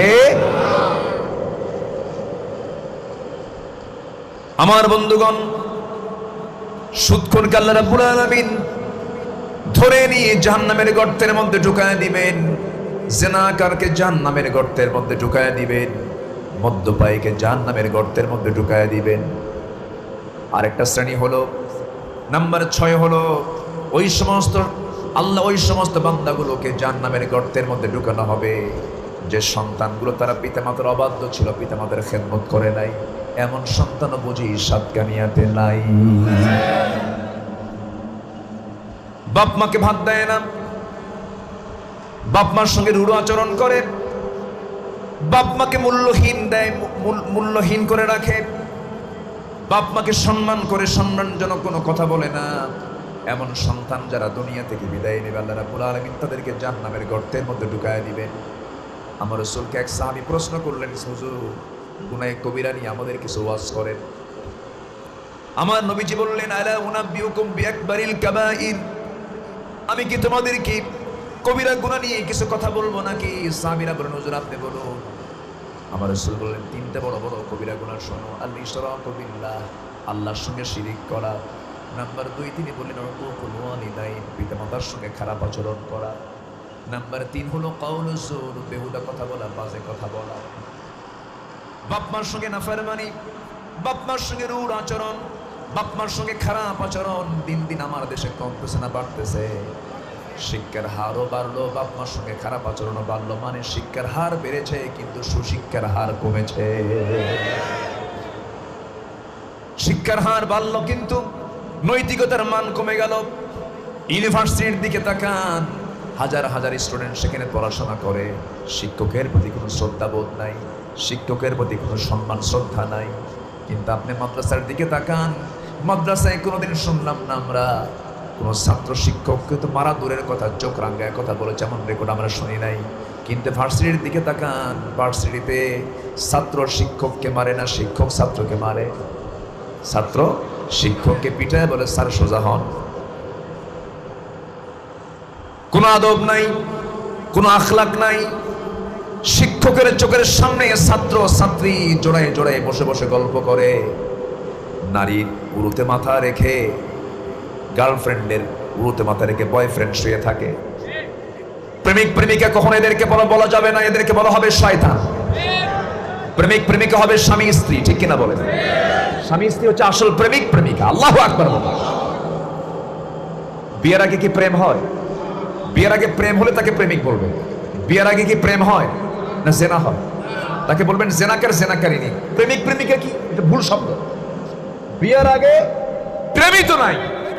বিয়ের আগে প্রেম যদি জায়েজ হয় তখন তার নাম জায়েজ, ওকে প্রেমিক বলা যাবে। কিন্তু বিয়ের আগে কি কোনো প্রেম আছে ইসলাম? যত প্রেম হবে বিয়ের আগে না পরে? ইজাব কবুল হবে, এরপরে কি শুরু হবে? প্রেম হবে, মোহাব্বত হবে। কিন্তু বিয়ের আগে সব প্রেম করে শেষ। বিয়ের পরে আর প্রেম করবি কি? তখন কি লেখি? তখন কি হয়? কি লেখিলে ঘুষে ঘুষে। নোংরামি করা যাবে না,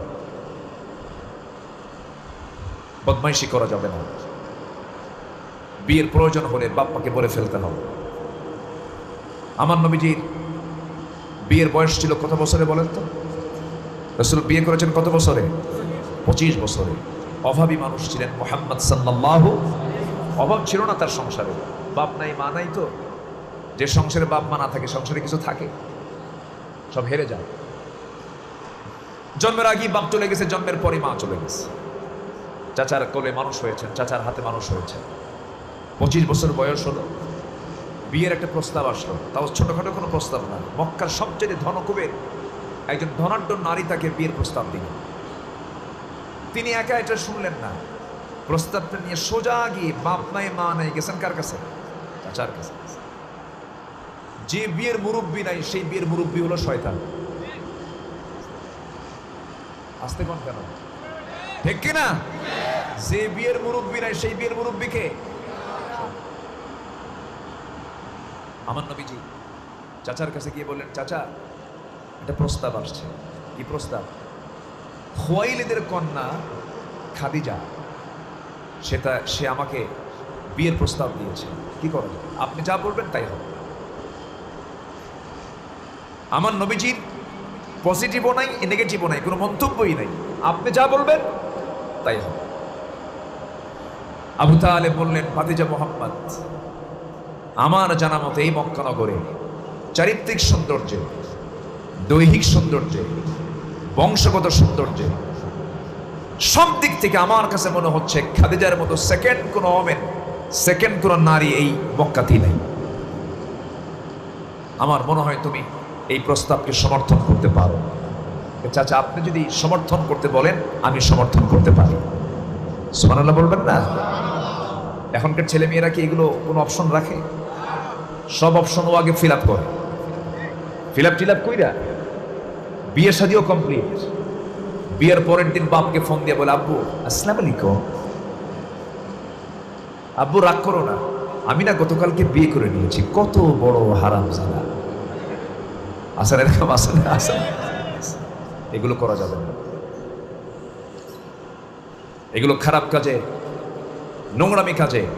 বিবাহ পূর্ব ওয়ালা মুত্তাখিদি আখদান ওয়ালা মুত্তাখিদাতি আখদান, গোপন গোপন কোন নোংরামি কাজে অংশগ্রহণ করা যাবে।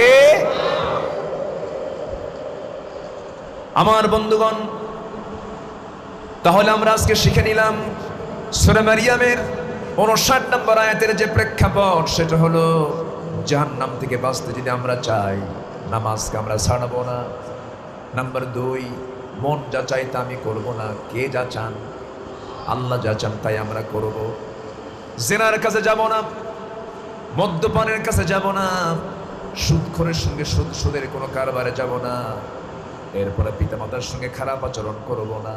উকুকুল ওয়ালিদাইন, এটা মারাত্মক গুনার কাজ। পিতামাতা যদি নারাজ হয়ে যায়, আল্লাহ নারাজ হয়ে যান। আমার নবীজির একটা হাদিসের কথা মনে হয়ে গেল। নবীজি সাহাবায়ে কেরামকে নিয়ে একদিন ওয়াজ করছিলেন। ওয়াজের মাঝে রাসূল বললেন, সাহাবীরা, আমি কি তোমাদেরকে বনী ইসরাইল যুগের একটা ইতিহাস তোমাদেরকে বলবো নাকি? সাহাবায়ে কেরাম বললেন, ইয়া রাসূলুল্লাহ, আপনি বলুন। আমার নবীজি বললেন, শোনো সাহাবীরা, বনী ইসরাইলদের ভিতরে 3 যুবক, তারা কোন একটা সফরে বের হচ্ছিল, একসঙ্গে তারা রওনা দিচ্ছিল। রওনার মাঝেই যখন তারা রাস্তায় চলতেছিল, হঠাৎ করে ঝড় শুরু হয়ে যায়। ঝড় বৃষ্টির মাঝে তারা কোথায় গিয়ে আশ্রয় নেবে? সামনে একটা পাহাড়ি অঞ্চল দেখতে পেয়েছিল, সেই পাহাড়ের একটা গুহার মধ্যে তারা আশ্রয় নিল। আশ্রয় নেওয়ার সঙ্গে সঙ্গে পাহাড়ি ঢল নেমে পড়লো। সেই পাহাড়ি ঢল নেমার কারণে উপর থেকে একটা বড় ওজনের একটা পাথর এসে যে গুহার মধ্যে আশ্রয় নিয়েছিল, সেই গুহার মুখটা ঢেকে গেল সেই বড় ওজনের পাথর দিয়া। এই 3 যুবক বড় বেকায়দায় পড়ে গেল। বড় বেকায়দায় পড়ে যাওয়ার পর তারা মনে করলো নিশ্চিত মৃত্যু, এই জায়গায় বেঁচে থাকার কোনো সুযোগ নাই। এই সময় তাদের চোখটা ছোট হয়ে গেল, মনটা ছোট হয়ে গেল। এমন সময় 3 জন 3 দিকে তারা বসে গেছে, আল্লাহর কাছে চাওয়া শুরু করে দিয়েছে। এক যুবক চাইতেছে আল্লাহর কাছে, ও আল্লাহ, জীবনে তেমন কোন আমল করি না, এত বড় বিপদে পড়েছি, তোমার কাছে প্রার্থনা করি। ও আল্লাহ, এত বড় বিপদ থেকে তুমি আল্লাহ আমাদের বাঁচাও। তবে একটা রাতের কথা আমি তোমাকে বলতে চাই আল্লাহ, সেটা হলো কোন এক রাতের আধারে আমি আমার নিজের চাচাতো বোন, তার সঙ্গে আমার আগের থেকেই কন্ট্যাক্ট ছিল, তার সঙ্গে আমার রিলেশন ছিল। রাতের বেলা আমি তার ঘরের মধ্যে ঢুকলাম, জেনার কাজ করব, জেনা শুরু করবো। আমি তার বুকুর উপরে গিয়েও বসেছি, উরুর উপরে গিয়ে বসেছি। এমন সময় সে আমার বোনটা আমার দিকে তাকিয়ে তাকিয়ে বলছে, ভাই রে, জেনার কাছে লিপ্ত হতে যাচ্ছি। তুমি কি জানো, যদিও পৃথিবীর কোনো মানুষ এখানে আমাদের কেউ দেখছে না, কিন্তু আল্লাহ তাআলা আমাদের রাজ সাক্ষী, তিনি কিন্তু দেখতেছেন। আমার বোনের সতর্কতামূলক কথা শুনে আমি চোখের পানি ফেলে তোমার ভয় আমি কান্নাকাটি করে সেই জায়গা থেকে বের হয়ে এসেছি। আমি জেনার কাজে লিপ্ত হই নাই। আল্লাহ, তুমি যদি আমার এই কাজটা পছন্দ করো, এই বড় বিপদ থেকে তুমি আল্লাহ আমাদেরকে বাঁচাইয়া দাও। সঙ্গে সঙ্গে পাহাড়ের সেই গুহার মুখ থেকে পাথরটা একটু সরে গেছে। দ্বিতীয় যুবক দোয়া করে, আল্লাহ, জীবনে তেমন কোন আমল করতে পারে নাই, তবে ও আল্লাহ, কোন এক রাতের আধারে আমি অনেক রাত্রে, গভীর রাত্রে বাড়িতে আসলাম। বাড়িতে আসার পর আমার বউ আমাকে ওজুর পানি দিয়ে দিল, ওজু বানালাম। আমার হাতে এক গ্লাস দুধের গ্লাস দিল, সেই গ্লাসে দুধ, পুরনো গ্লাসটা আমার হাতে যখন দেওয়া হলো, আমাকে খেতে বলা হলো, আমি নিজে দুধটা পান করলাম না। আমার সন্তানটা দুধ খেতে চাইল, আমি তাকেও খেতে দিলাম না। মার কথা মনে হলো, মার দরজায় গিয়ে দাঁড়ায় থাকলাম। মার সামনে গিয়ে দাঁড়ায় দেখি মাটা ঘুমন্ত অবস্থায় আছে। মাকে ডাকলামও না, মা ঘুমন্ত অবস্থায়। মা যখন স্বেচ্ছায় ঘুম থেকে যখন জেগে উঠলেন, মাকে বললাম, মা, তোমার অপেক্ষায় দাঁড়িয়ে আছি, তুমি কখন তুমি ঘুম থেকে জাগবে, আমি তোমাকে দুধটা খাওয়াইয়া দেব। আমার বুড়া মা নিজের হাতে মাকে সুন্দর করে দুধটা পান করিয়ে দিয়েছি, নিজে খাই নাই, সন্তানকে খাওয়াই নাই। মার কথা মনে করেছে, আল্লাহ, এতটুকুন ভাঙ্গাচুরা খেত মতো যদি হয়, তুমি এই বিপদ থেকে আল্লাহ তুমি আমাদেরকে বাঁচায় দাও। পাহাড়ের সেই গুহার মুখ থেকে আরেকটু পাথরটা সরে গেছে। তৃতীয় যুবক দোয়া করে, আল্লাহ, জীবনে তেমন কোন আমল করি নাই, তবে কোন এক আল্লাহর গোলাম শ্রমিক হয়ে আমার বাড়িতে এসেছিল কাজ করার জন্য। সকাল সন্ধ্যা পর্যন্ত কাজ করেছিল। সন্ধ্যার সময় আমি তার পাওনা তার হাতে তুলে দেব, কিন্তু সে আমার কাছ থেকে নেওয়ার সুযোগটা পায় না, আমি তোকে দেওয়ার সুযোগ পাই নাই। পাওনাটা না নিয়ে সে চলে যায়। পাওনা না নিয়ে সে যখন চলে গেল, এই টাকাটা আমি কি করব, ফিরে রাখি নাই, অকেজো করে রাখি নাই। তার শ্রমিকের পাওনা টাকা দিয়ে আমি একটা ছাগি কিনেছিলাম। সেই ছাগি থেকে অনেকগুলো ছাগল জন্ম নিল, ছাগলের পাল হয়ে গেল, বিশাল বড় একটা পাল হয়েছিল। আমার কাছে দীর্ঘদিন পরে যখন সেই শ্রমিকটা আমার কাছে পাওনা নেওয়ার জন্য আসলে, আমি তাকে টাকা না দিয়ে গোটা ছাগল পালটা আমানত স্বরূপ দিয়ে দিচ্ছি। তোমার কাছে যদি পছন্দ হয় আল্লাহ, আমার এই আমানতদারিতা, এই বিপদ থেকে আমাদেরকে বাঁচায় দাও আল্লাহ। সেই গুহার মুখ থেকে পাথরটা টোটালি সরে গেল। 3 যুবক ওই পাহাড়ের গর্ত থেকে তারা নিরাপত্তা নিয়ে মুক্তি পেয়ে তাদের বাড়িতে চলে গেল। জোরে বলি সুবহানাল্লাহ। আমার নবীজি এই দৃষ্টান্তগুলো দিয়ে 3টা শিক্ষা বুঝাইয়া দিলেন সাহাবায়ে কেরামকে। সাহাবীরা, এই ঘটনা থেকে তোমরা 3টা শিক্ষা নিয়ে নিবা। আমানতের খেয়ানত কখনো করবা না, পিতামাতার সঙ্গে খারাপ আচরণ কখনো করবা না, যৌবন আছে যৌবনকে কখনো নষ্ট করবে না, বৈবাহিক সম্পর্ক ছাড়া অবৈধ কোনো সম্পর্কে কখনো জড়াবে না। আমার বন্ধুগণ, এই সমস্ত অপকর্মগুলো করলে পরে আল্লাহ শুধু জাহান্নাম দিবেন না, জাহান্নামের গর্ত দিবেন, জাহান্নামের গর্ত দিবেন। জাহান্নামের গর্তটা এমন এমন ভয়ঙ্কর, যারা জেল খেটেছেন তাদের বুঝতে সুবিধা হবে। নর্মাল যারা জেলখানার কয়েদি, তারা নরমালের সবাই একসঙ্গে বসবাস করে, একসঙ্গে থাকে, হয়তো রুমগুলো ভিন্ন ভিন্ন থাকে। জেলখানার মধ্যে আরেকটা জেলখানা হলো, সেটা হলো সেল। সেটা কি? সেল। সেই সেলের মধ্যে দাগে দাগে আসামিগুলোকে রাখা হয়, কবরের মতো জায়গা, সেখানেই পেশাব, সেখানেই পায়খানা। এই দুনিয়ার জেলখানার মধ্যে যেমন সেল থাকে, তেমন জাহান্নামের মধ্যে গাই নামক গর্ত, আরো কিছু গর্তের নাম কোরআনে আসছে। এই সমস্ত গর্তগুলো থাকবে যা জাহান্নাম পর্যন্ত তাকে ভয় পায়। এমন ভয়ঙ্কর জাহান্নামের গর্ত থেকে বাঁচার জন্য যদি আমরা চেষ্টা করতে চাই, তাহলে আমরা এই সমস্ত অপকর্ম থেকে নিজেকে বাঁচিয়ে রাখবো। জোরে বলি ইনশাআল্লাহ। আমার বন্ধুগণ, নাম্বার 7 হলো যে ব্যক্তি মিথ্যা সাক্ষী দেবে দুনিয়াতে, আল্লাহ রাব্বুল আলামিন তাকে জাহান্নামের গর্তের মধ্যে ঢুকাবেন। আমার দেশে বুঝি মিথ্যা সাক্ষী নাই? আসতে বলবেন না, আছে না নাই? এমন মিথ্যা সাক্ষী দেয় 3 মাইল দূর থেকে নাকি দেখে। কয় মাইল দূর থেকে? তার চোখের পাওয়ার দেখছে, 3 মাইল দূর থেকে দেখছে সে তাকে খুন করছে। কয় মাইল দূর থেকে? এমন সাক্ষীও বাংলার জমিনে আবিষ্কৃত হয়েছে। ঘটনা হলো 70, 71, ঘটনা হলো 71, জন্ম হলো 76। এমন সাক্ষীর ইতিহাস আছে না নাই? নাম্বার 8 হলো যে সমস্ত মহিলা অপর সন্তানকে স্বামীর সন্তান বলে চালায় দেয়। বুঝতেছেন? অর্থাৎ যারা সন্তান যারা বহন করে সন্তানকে চালায় দেয়, তাদের জন্য জাহান্নাম, পায়খানা গর্তের মধ্যে আল্লাহ তাদেরকে অভিযোগ করে ঢুকাবে। আমার বন্ধুগণ, এই সমস্ত অপকর্ম থেকে আমরা নিজেকে রক্ষা করবো। জোরে বলি ইনশাআল্লাহ। আল্লাহ কবুল করুন, জোরে বলি আমিন। এবার আসেন জাহান্নামের কাজগুলো আমরা আজকে শুনলাম, এখন আমরা শুনবো জান্নাত পাবে কোন কোন আমলে। আল্লাহ যেখানে জাহান্নামের কথাগুলো বলেছেন, সেখানে জান্নাতের কথা বলেছেন। এবার আল্লাহ তাআলা প্রথম আয়াত শেষ করি, ইল্লা শব্দ দিয়ে আরেক আয়াতে শুরু করছেন, তবে ওই সমস্ত বান্দাগুলো জাহান্নামের গর্তের মধ্যে ঢুকবে না। ইল্লা মান তাবা ওয়া আমানা ওয়া আমিলা সালিহান ফাউলাইকা ইয়াদখুলুনাল জান্নাহ ওয়া লা ইউযলামুনা শাইআ। জোরে বলুন আল্লাহু আকবার। আল্লাহ রাব্বুল আলামিন বলেন, তবে হ্যাঁ, 3টা কাজ যারা করবে তারা জান্নাত পেয়ে যাবে। নাম্বার 1 হলো যারা তাওবা, যারা তওবা করবে। তওবার দরজা এখনো আছে না নাই? বলেন। আমার আপনার জন্য তওবার দরজা বন্ধ না খোলা? বড় দরজা বন্ধ না খোলা? খোলা। আল্লাহ তাআলা রেখেছেন হাত্তা ইউগারগার, যতক্ষণ না গারগার শব্দ না আসবে ততক্ষণ পর্যন্ত তওবার দরজা তার জন্য উন্মুক্ত থাকবে, খোলা থাকবে। আমার বন্ধুগণ, আল্লাহর দয়া আমার প্রতি কত বেশি, কত বেশি। আল্লাহ বলছেন, তোর গুনাহ আনানাস সামা, আকাশ চেয়ে গেছে, কোনো সমস্যা নাই। বিকরাবিল আরদিল খাতায়া, গোটা জমিন চেয়ে গেছে, কোনো প্রবলেম নাই। আল্লাহ তুশরিক বি শাইআ, তুই আমার কাছে শিরিক মুক্ত হয়ে আয়, তোর সমস্ত গুনাহ মাফ করে আমি আল্লাহ নিজেই তোকে জান্নাতে ঢুকাইয়া দেব। জোরে বলে সুবহানাল্লাহ। তোর কত গুনাহ হয়েছে বান্দা, কোনো প্রবলেম নেই। যখন কোনো বান্দা আল্লাহর পথে আসতে চায়, আল্লাযীনা জাহাদু ফীনা লানাহদিয়ান্নাহুম সুবুলানা, আমার পথে যে বান্দা আসতে চায় আমি তার জন্য একটা রাস্তা নয়, অসংখ্য রাস্তা আমি তার জন্য খুলে খুলে রেখে দেই। আল্লাহ বলেন, বান্দারে তুই আমার জন্য 1 হাত আমার দিকে আগাবি, আমি তোর জন্য 10 হাত আগাবো। তুই আমার দিকে হেঁটে হেঁটে আসবি, আমি তোর দিকে দৌড়ায় দৌড়ায় যাবো রে বান্দা। আমার বন্ধুগণ, আল্লাহ তোমাকে মাফ করে দিতে চান, কিন্তু আমি তো মাফ চাই না, আমি তো ক্ষমা চাই না।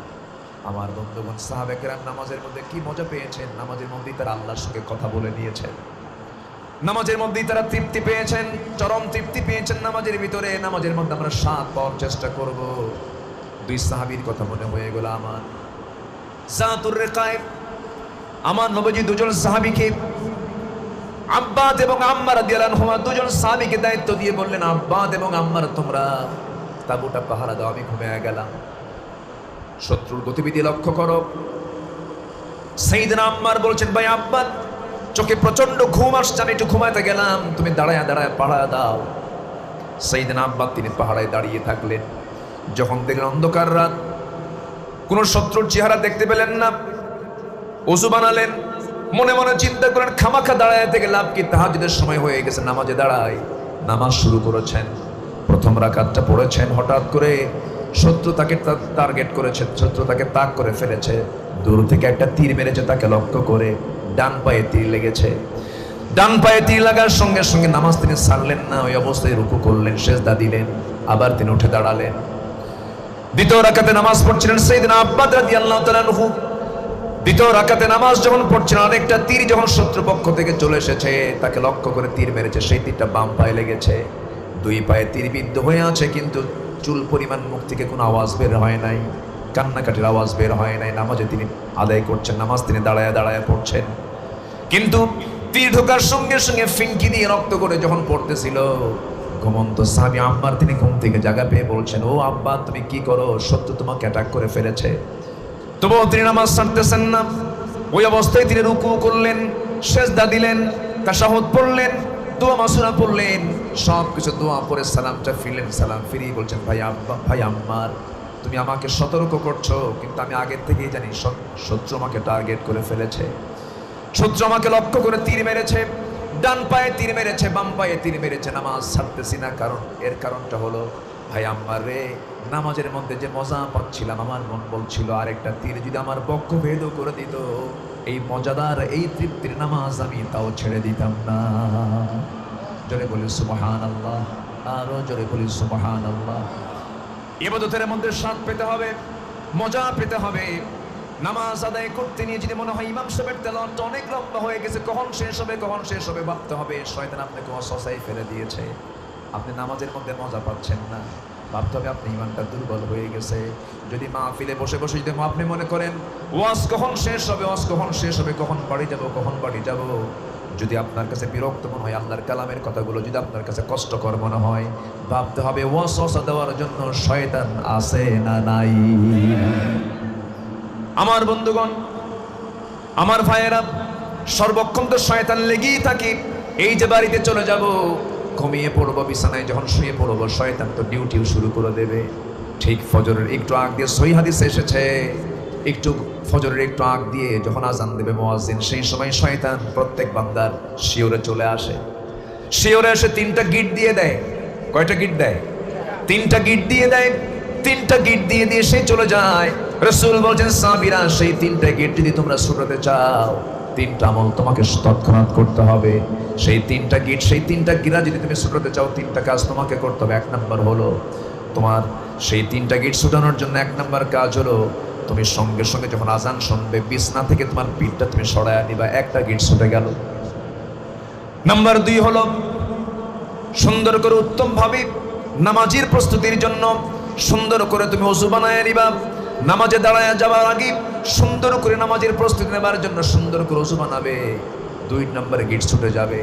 নাম্বার 3 হলো, যখন তুমি নামাজের নিয়তে যখন বাড়ি থেকে যখন পায়ে হেঁটে যখন রওনা দিবে, মসজিদে গিয়ে নামাজে দাঁড়াবে, নামাজের নিয়ত বাঁধার সঙ্গে সঙ্গে 3 নম্বর গিটটা ছুটে যাবে। এই যে 3টা গিট তুমি ছুটায়া দিলা, সারাদিন শয়তান তোমার ধারে পাশে আসার সাহস পাবে না। সবাই কি ফজর পড়বো নাকি? সবাই কি ফজর পড়তে রাজি আছে নাকি? ফজর পড়বেন কারা কারা? একটা হাত তুলে দেখান দেখি। জোরে বলি ইয়া আল্লাহ, আরো জোরে বলি ইয়া আল্লাহ, আরো জোরে বলি ইয়া আল্লাহ।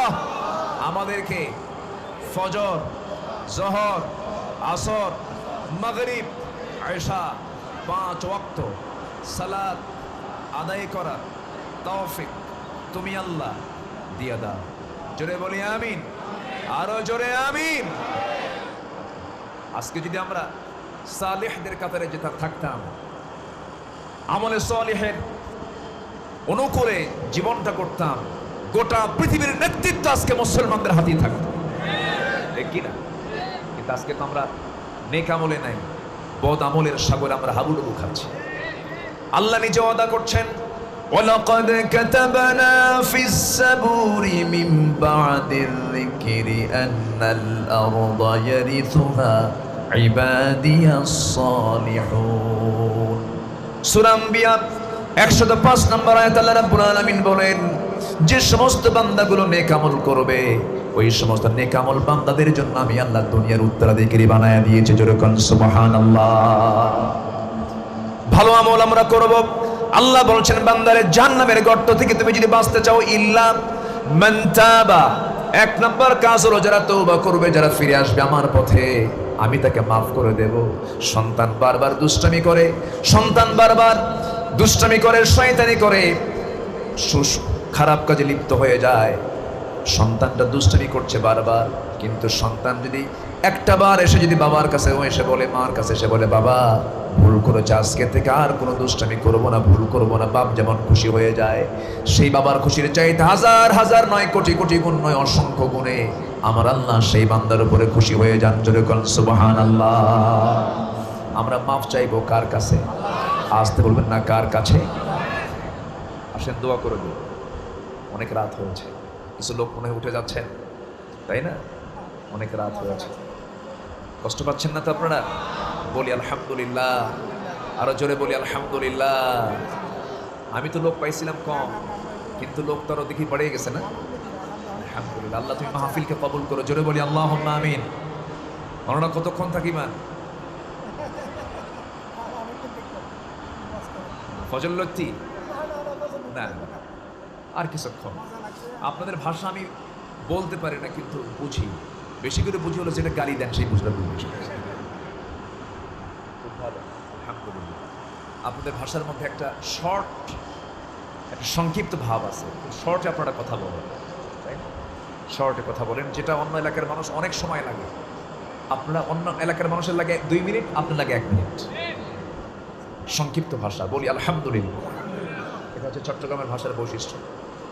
ওই ময়মনসিংহের মানুষ, ওরা একদম মধ্যে মুনফাসিল, মধ্যে মুত্তাসিল, 3 আলিফ পরিমাণ 4 আলিফ পরিমাণ লম্বা টানে। যাইবাইন মানে যাবেন নাকি? হ্যাঁ, আমার সাথে যাবেন, এটা বলে যাইবাইন। খাইবাইন মানে খাবেন নাকি? ওরা মধ্যে লিন, মধ্যে মুত্তাসিল, মধ্যে মুনফাসিল, একদম লম্বা লম্বা টান দেয়। আপনাদের এই টান দেওয়ার সময় নেই, ব্যবসা করেন তো, এত টান দিয়ে বলবেন কখন? সময় নেই। হ্যাঁ, যাইবেন। আলহামদুলিল্লাহ। সম্মানিত ভাইয়েরা, তাহলে আমরা ফিরে আসবো কার পথে? ইল্লা মান তাবা। আল্লাহ কি সুন্দর করে বলছেন, ইল্লা মান তাবা, যারা ফিরবে আমার দিকে। আল্লাহু আকবার বলেন। ওয়া আমানা, এবং ঈমান যারা আনবে। কি আনবে? ঈমান আনবে। ঈমান আনা আর ঈমান পাওয়া, আমরা কিন্তু ঈমান পাইছি। আমরা কি ঈমানটা পাইছি না? মানে বাবা মুসলমান, আমিও মুসলমান, কিন্তু ওমরে ফারুক ঈমান কি পাইছেন না ঈমান আনছেন? তার বাবা খাত্তাব কি ঈমানদার ছিল? তিনি ঈমান এনেছেন। আবু বকর ইবনে কুহাফা কি ঈমানদার ছিল? তিনি ঈমান এনেছেন। তাহলে আলী ইবনে আবি তালিব, আবু তালিব কি ঈমানদার ছিলেন? কিন্তু তার ছেলে কি ঈমান আনছেন। কিন্তু আমার বাপ তুই মুসলমান, আমিও মুসলমান, আমরা ঈমান পাইছি, কিন্তু ঈমান ভালো করে আনতে হবে। মুসলমান ঈমান আনতে হবে। আল্লাহ বলছেন ইল্লা মান তাবা, যারা ফিরে আসবে, ওয়া আমানা, ঈমান আনবে। এরপর ঈমান শুধু আনলেই হবে না, ওয়া আমিলা সালিহা, যারা নেক আমল করবে। আল্লাহু আকবার বলুন। কারণ আমলহীন ঈমানের কোনো মূল্য, আবার ঈমানহীন আমলের কোনো মূল্য, দুটাই লাগবে, একটা আরেকটার পরিপূরক, তাছাড়া চলবে না। আল্লাহ রাব্বুল আলামিন একই কথা আরেক জায়গায় বলছেন, ইন্নাল্লাযীনা আমানু ওয়া আমিলুস সালিহাতি কানাত লাহুম জান্নাতুল ফিরদাউসি নুজুলা খালিদিনা ফিহা লা ইয়াবগুনা আনহা হিওয়ালা। আরেক জায়গায় বলছেন, ইন্নাল ইনসানা লাফি খুসরিন ইল্লাল্লাযীনা আমানু ওয়া আমিলুস সালিহাতি ওয়া তাওয়াসাউ বিল হক ওয়া তাওয়াসাউ বিস sabr। জোরে বলি আল্লাহু আকবার। ওই সমস্ত বান্দাগুলো ক্ষতির আওতামুক্ত, ক্ষতিগ্রস্তের মধ্যে পড়বে না, যে সমস্ত বান্দাগুলো ঈমান আনবে, আমলে সালেহ করবে, পরস্পরে হকের উপদেশ দেবে, পরস্পরে ধৈর্যের উপদেশ দেবে, তারা ক্ষতির মধ্যে পড়বে না। কি সুন্দর কথা! আমার বন্ধুগণ, 3টা কাজ যদি আমরা করতে পারি, আল্লাহ বলছেন ফাউলাইকা ইয়াদখুলুনাল জান্নাহ ওয়া লা ইউযলামুনা শাইআ। فأولئك يدخلون الجنة ولا يظلمون شيئا জান্নাতি আদনিল্লাতি ওয়া'দার রাহমানু ইবাদাহু বিল গায়ব ইন্নাহু কানা ওয়া'দুহু মা'তিয়া। জোরে বলুন আল্লাহু আকবার। আল্লাহ বলছেন এই তিনটা কাজ যদি করতে পারো বান্দা, আমি তোমাকে এমন জান্নাত দেব যে জান্নাতের মধ্যে চুল পরিমাণ কোনো জুলুম থাকবে না। আল্লাহু আকবার বলেন। চুল পরিমাণ কোনো জুলুম থাকবে না।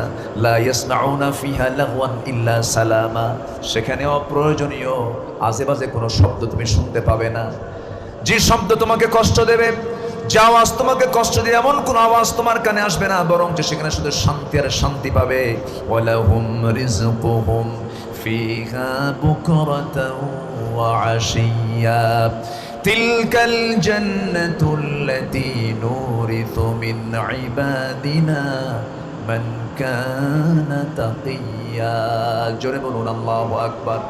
আহারে সেই জান্নাতের মধ্যে আল্লাহ রাব্বুল আলামিন কত নিয়ামত রেখে দিয়েছেন, মন যা চাবে তাই দেওয়া হবে। আল্লাহ রাব্বুল আলামিন এক জায়গায় বলছেন, আল্লাহ রাব্বুল আলামিন বলছেন ওয়ালাকুম ফিহা মা তাশতাহি আনফুসুকুম ওয়ালাকুম ফিহা মা তাদউন নুজুলাম মিন গফুরির রহিম। জোরে বলুন আল্লাহু আকবার। মন যা চাবে তাই সেখানে পেয়ে যাবে। তোমার মন চাচ্ছে সামনে উড়ন্ত পাখি উড়ে যায়, সেই পাখির ফ্রাইটা আমি খাবো, সঙ্গে সঙ্গে ফ্রাই খাবার তোমার সামনে হাজির হয়ে যাবে। জান্নাতের মধ্যে বুড়া হবে না, জান্নাতের মধ্যে ঘুম থাকবে না, জান্নাতের মধ্যে তোমার মুখের কোনো বার্ধক্যের সাপ আসবে না, যৌবন কখনো নষ্ট হবে না। জান্নাতের মধ্যে পচা কোনো খাবার তোমাকে দেওয়া হবে না। জান্নাতের মধ্যে 4টা নহর থাকবে। কয়টা নহর বলেন? দুধের নহর, শরাবের নহর, পানির নহর, এরপরে কি? দুধের নহর, মধুর নহর, শরাবের নহর, এরপরে হচ্ছে দুধের নহর, মধুর নহর, শরাবের নহর, পানির নহর। এই 4টা নহর জান্নাতের মধ্যে থাকবে। আল্লাহ তাআলা বলেছেন বান্দারে, জান্নাতের শরাব যখন তুমি পান করবে তোমার যৌবনটা দ্বিগুণ দ্বিগুণ ডাবল ডাবল হয়ে যাবে। জোরে বলে সুবহানাল্লাহ। আর দুনিয়ার যে শরাব, দুনিয়ার যে মদ, মদ খায় লিভার ঠিক হয় না, পচে। লিভার ঠিক হয় না, পচে, যৌবন নষ্ট হয়ে যায়। আল্লাহ তাআলা জান্নাতের মধ্যে যে শরাবটা দিবেন, সেই শরাবে জান্নাতের যৌবন, জান্নাতের চেহারার সৌন্দর্য ডাবল ডাবল বৃদ্ধি পেয়ে যাবে। সেই জান্নাত কি সবাই পেতে চায় না? জান্নাতের মধ্যে হুর আছে না নাই? আজ থেকে হুর আছে না নাই?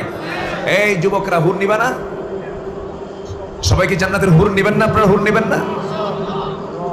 হ্যাঁ, দেখেন বুড়ো চাচা রাজি আছে। বলি আলহামদুলিল্লাহ। বুড়ি জানলে কিন্তু খবর আছে। আমার দেশের মায়েরা তো, শুধু আমার দেশ না, আল্লাহ তাআলা নারীকে এমন ভাবে সৃষ্টি করেছেন, বউয়ের সামনে হুরের গল্প করলে ওরা হুরের সঙ্গে হিংসা করে। বউয়ের সামনে যদি হুরের গল্প করেন, অন্তত দিনের বেলা করলে সমস্যা নেই, ঘুমানোর আগ দিয়ে কিন্তু হুরের গল্প করলে কিন্তু সমস্যা আছে। বলবে তুমি হুর নিয়ে শুয়ে থাকো, ওই দিক হয়ে শুয়ে থাকো, আমার দিকে চায় থাকবে। কথা বলছেন? তো আল্লাহ তাআলা জান্নাতের মধ্যে হুরের ব্যবস্থা রেখে দিয়েছেন। ওয়াহুরুন আতরাবা, আছে না? ওয়াহুরুন আইন কামসালিল লুলুইল মাকনুন, এবং লাম ইয়াতমিসহুন্না ইনসুন ক্বাবলাহুম ওয়ালা জান্নুন। আল্লাহু আকবার। কত বড় আল্লাহ তাআলা জান্নাতের মধ্যে কত নিয়ামতের বর্ণনাগুলো দিয়েছেন। সেই জান্নাতের নাজ নিয়ামতকে আমরা নিতে রাজি আছি না ভাই? সবাইকে নিতে রাজি আছি? যে আল্লাহ তাআলা সেই নিয়ামত যদি আমরা নিতে চাই, তাহলে জান্নাতের কাজগুলোকে ইয়েস, জাহান্নামের কাজগুলো কি নো। জাহান্নামের কাজগুলো কি নো, আর জান্নাতের কাজগুলোকে ইয়েস। এই লাইন আমরা চলবো। আল্লাহ তাআলা সবাইকে তুমি কবুল করো। জোরে বলি আল্লাহুম্মা আমিন। আরো জোরে আল্লাহুম্মা আমিন। কেমনে কেমনে সময় যত চলে গেল আমি নিজেও বুঝলাম না। 2 ঘন্টা সময় চলে গেল, আমি বুঝতে পারি। জি, আল্লাহ তাআলা এই মাহফিলকে কবুল করো। সবাই বসি। জি আলহামদুলিল্লাহ। আসুন আমরা যতটুকু হয়েছে আমরা এখন দোয়ার দিকে যাব। আমরা চাইবো কার কাছে? সবার বাড়িতে মা বোন আছে না নাই? আচ্ছা, মা বোনদের কাছে একটু আরজ থাকবে। সেটা হলো, বিশেষ করে আমি আপনাকে যেটা বলতে চাই সেটা হলো, মেয়েরা জান্নাতে খুব সহজেই যাবে, আবার মেয়েরা জাহান্নামে খুব সহজেই চলে যাবে। এর কারণ কি জানেন? শুধু পর্দাটা যদি শুধু প্লাস থাকে, মেয়েরা ইজিলি জান্নাত পেয়ে যাবে। আর যদি পর্দাটা যদি মাইনাস থাকে, ইজিলি কোথায় যাবে? জাহান্নাম চলে যাবে। কারণ মেয়েদের পর্দাহীনতার কারণ হচ্ছে সকল পাপের মূল জায়গা হলো এই জায়গাটা। আজকে গোটা পৃথিবীর দিকে আপনি তাকান, ইহুদি খ্রিস্টানদের মূল মার্কেটিং হচ্ছে কাকে নিয়ে? বলেন বলেন বলেন। পৃথিবীতে ব্যবসা যত আছে এর মধ্যে মাদক, পতিতাবৃত্তি, তারপরে ক্যাসিনো, গেমস, এই সমস্ত, তারপরে অবৈধ অস্ত্র বিক্রি, এই সমস্ত বিজনেসগুলো আজকে দুনিয়াতে কম না বেশি বলেন তো? বেশি। এর মধ্যে বড় একটা অংশ হচ্ছে নারীকে নিয়ে, নারী কেন্দ্রিক এই অবৈধ তৎপরতা, অবৈধ বিজনেসটা ইহুদি খ্রিস্টানদের পাতানো ফাঁদ এটা। এই জন্য আমার মুসলিম পরিবারের যে মা বোনগুলো আছে এটা খেয়াল রাখবেন, আমার বোন, আমার স্ত্রী, আমার মেয়ে যেন পর্দার বাইরে না চলে, এই ব্যাপারে আমাদের সতর্ক থাকার দরকার। কি কম আছে না বেশি আছে? খুব খুব গুরুত্বের সঙ্গে আমরা এটা লক্ষ্য করবো, কারণ একটা নারী 4 জন পুরুষকে জাহান্নামে নিয়ে যাবে, বড় ভাইকে জাহান্নামে নিয়ে যাবে, স্বামীকে জাহান্নামে নিয়ে যাবে, বাবাকে জাহান্নামে নিয়ে যাবে, তারপর ছেলেকে জাহান্নামে নিয়ে যাবে। এই জন্য খুব গুরুত্বের সাথে আমরা দেখব আমার মা, আমার বোন, আমার মেয়ে, আমার স্ত্রী তারা পর্দা করছে কিনা, এ ব্যাপারে আমাদের সতর্ক থাকার দরকার আছে। তো ও পর্দা করবে না, আমি দায়ুস হয়ে যাব। আমার স্ত্রী বেপর্দায় থাকবে, আমার খেতাব হবে কি, আমার লকাব হবে কি? দায়ুস। আর দায়ুস লা ইয়াদখুলুল জান্নাহ। ও পর্দাহীনতায় থাকবে, আমাকে জাহান্নামে যেতে হবে। তাহলে এটা কত ভয়ঙ্কর বিষয়। এই জন্য সব পরিবারে খুব সতর্ক থাকতে হবে পর্দার বিষয়ে। বিশেষ করে খালাতো ভাই, মামাতো ভাই, চাচাতো ভাই, দুলা ভাই, দেখা করা জায়েজ? আসতে পারে দেখা করা জায়েজ নাই। দুলা ভাইয়ের সঙ্গে দেখা করা যাবে? দুলা ভাইয়ের হোন্ডার পিছনে শালি চড়ে, এরকম শালি আছে না সবকে? জায়েজ আছে? জায়েজ নেই। স্বামী তার স্ত্রীকে চড়ায় নেবে, সমস্যা নেই। শালি চড়বে কেন? এলাকায় শালি কয় না হালি কয়? হালি। হালি তো 4টাতে হয়। ওই যে কলা কলা কয়টাতে খালি হয়? এদিকে এটাও হালি, ওটাও হালি, এটা কেমন হলো বলে? আচ্ছা, আলী, হ্যাঁ আলী, আলী, হ্যাঁ আচ্ছা, আলী তো সাইয়েদনা আলী। আচ্ছা যাই হোক, এটা লোকাল। জি, দুলা ভাই শালিকে বলতেছে হট ঠন্ডায়। শালিকে এখন মনে মনে চিন্তা করে যে দুলা ভাই হয় না উঠলে কেমন হয়। তো উঠছে হোন্ডায়, একটু লজ্জা লজ্জা করে ওঠে। দুলাভাইয়ের গায়ের সঙ্গে গা লাগলে কেমন হয়, একটু দূরে দূরেই বসে, মাঝখানে গ্যাপ রেখে বসে। কিন্তু দুলাভাই যে সামনে এমন ব্রেক মারে, গ্যাপ পূরণ করে। তো এইরকম তো চান্স দেওয়া যাবে না, এই সুযোগগুলো দেওয়া যাবে না। খুব সতর্ক থাকতে হবে। আল্লাহ তাআলা সবাইকে সতর্কতার সাথে, পর্দার সাথে প্রত্যেক পরিবারের সদস্যকে চলার তৌফিক আল্লাহ পাক দান করুন। জোরে বলি আল্লাহুম্মা আমিন। এই আশাবাদ কামনা করছি। আমরা এখন সোজা দোয়ার দিকে যাচ্ছি। আমরা চাইবো এখন কার কাছে?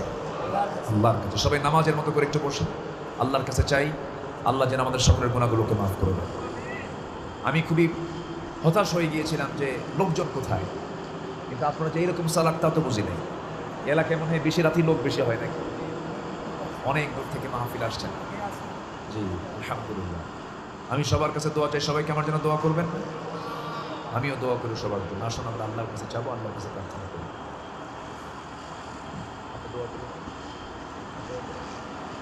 সবাই বলি সুবহানাকা আল্লাহুম্মা ওয়া বিহামদিকা আশহাদু আল্লা ইলাহা ইল্লা আনতা আস্তাগফিরুকা ওয়া আতুবু ইলাইকা। চিৎকার মেরে বলি ইয়া আল্লাহ, আমার জীবনের সাগীরা কবীরা, ছোট বড় সব গুনাহ তুমি আল্লাহ মাফ করে দাও। জোরে বলুন ইয়া রাব্বাল আলামিন, ইয়া রাব্বাল আলামিন, ইয়া রাব্বাল আলামিন। একজন ভাই অনুরোধ রেখেছিলেন একটু গজল বলার জন্য, শুনবেন? আগ্রহ আছে? একটু আগেই বলেছিলেন হুজুর খুব রিকোয়েস্ট, শুনবেন? আপনাদের আগ্রহ আছে? আচ্ছা, দেখি ছোট্ট একটা গজল, না বললে ওই বেচারি আবার মন খারাপ করবে।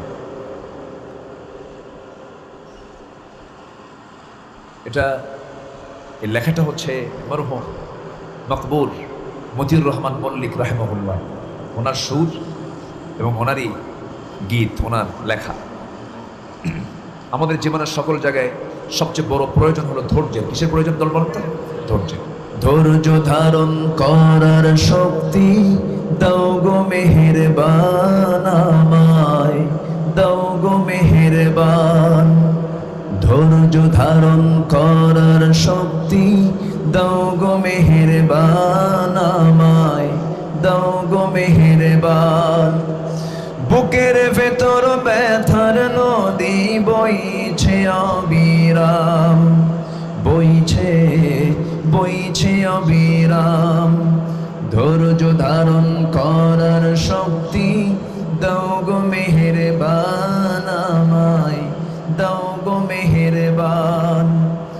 আধার আমার আলো দিয়ে কানায় কানায় দাও ভরিয়ে, আধার আমার আলো দিয়ে কানায় কানায় দাও ভরিয়ে।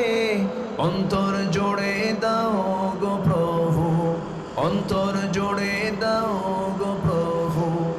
ভোরের পাখির গান, বুকের ভেতর ব্যথার নদী বইছে অবিরাম, বইছে বইছে অবিরাম।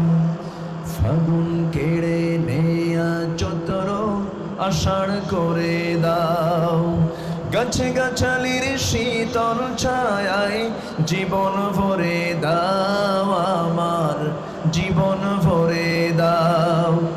আমার ধুধু মরুর দেশে দাও গো জোয়ার ভাটার শেষে, আমার ধুধু মরুর দেশে দাও গো জোয়ার ভাটার শেষে। পারাবারের বাউরি বাতাস, পারাবারের বাউরি বাতাস আমায় করো দান। বুকের ভেতর ব্যথার নদী বইছে অবিরাম, বইছে বইছে অবিরাম। ধৈর্য ধারণ করার শক্তি দাও গো মেহেরবান আমায়, দাও গো মেহেরবান। ধৈর্য ধারণ করার শক্তি দাও গো মেহেরবান আমায়, দাও গো মেহেরবান। কেউ তো মারহাবা বললেন না, কিছুই বললেন না। ঠিক আছে, জি, যা হয়েছে আমরা এখন দোয়া করি, আমরা আল্লাহর কাছে চাই, ঠিক আছে না? اللهم آمين. ربنا ظلمنا أنفسنا وإن لم تغفر لنا وترحمنا لنكونن من الخاسرين. গভীর রাত, নিঝুম রাত, ঝিমানো রাত্রিতে চাঁদের মতো হাজারো মুসলমান নরনারী নিয়ে তোমার কালামের দুটো আয়াতকে সামনে রেখে জাহান্নামের ভয়াবহতা, জান্নাতের আমলগুলো, এই বিষয় নিয়ে কিছু কথা বলেছি। আল্লাহ তাআলা জাহান্নামে যাওয়ার কারণগুলো কি এই বিষয় নিয়েও কিছু কথা বলেছি। যৎকিঞ্চিত কিছু কথা বলে আলোচনার শেষান্তে এসে তোমার হাজারো পছন্দের বান্দাগুলোকে নিয়ে কাঙ্গাল ভিখারির মতো তোমার দরবারে দুটো হাত পেতে আছে। আল্লাহ, গুনার দিকে নজর দিও না, বান্দা মনে করে তামাম জীবনের গুনাহগুলোকে মাফ করে দাও। জনম দুঃখিনী মা, জনম দুঃখী বাপ জান যারা চলে গেলেন, জিন্দেগির গুনাহগুলো মাফ করে দাও, কবরগুলোকে জান্নাতের টুকরা বানায়া দাও। অনেক আলোচনা শেষ করে বাড়ি ফিরে যাব, বাড়িতে ফিরে গিয়ে সব দেখবো কিন্তু মাকে পাবো না রে। যেই মার দিকে তাকালে সগীরা গুনাহগুলো মাফ হয়ে যায়, বরকত নাজিল হয়।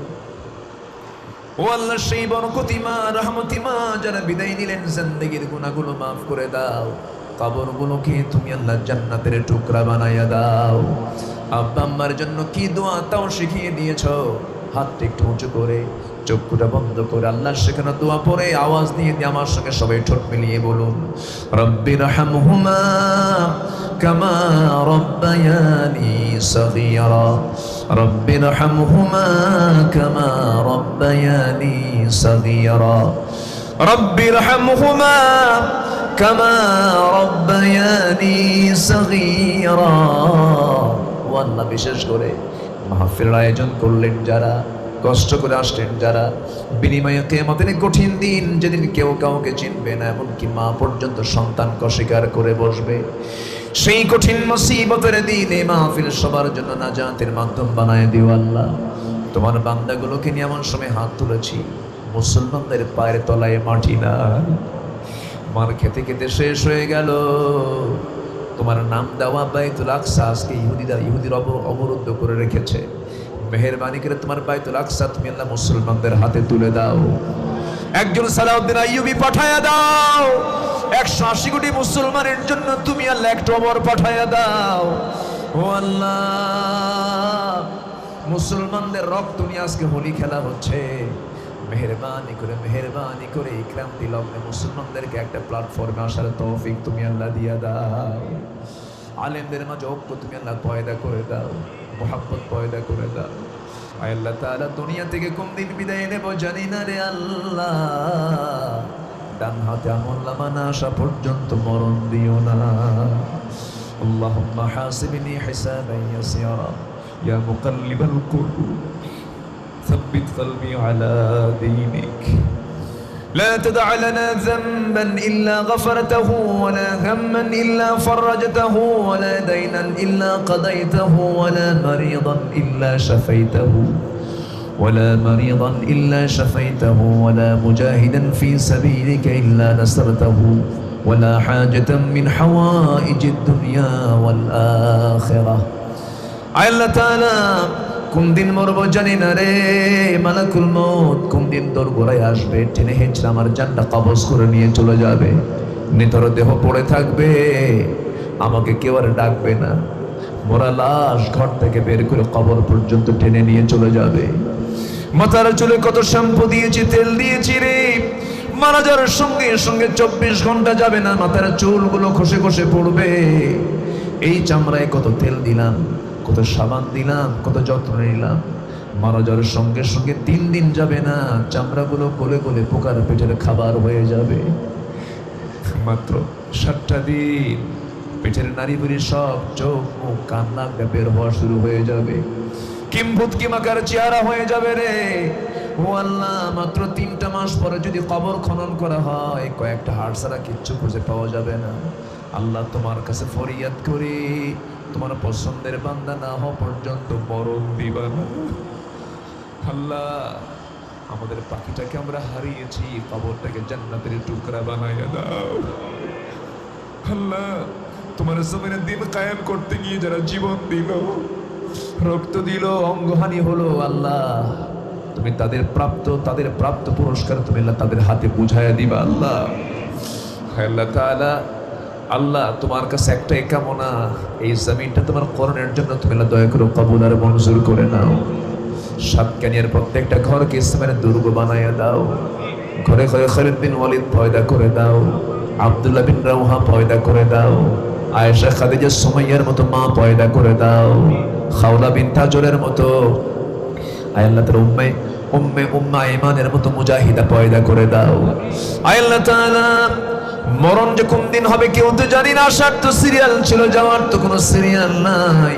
কোন দিন মরবো জানি না, তবে যেদিন মৌতের ডাক চলে আসবে, জবানে জারি করে দিও লা ইলাহা ইল্লাল্লাহু মুহাম্মাদুর রাসূলুল্লাহ। আসসালামু আলাইকুম ওয়া রাহমাতুল্লাহি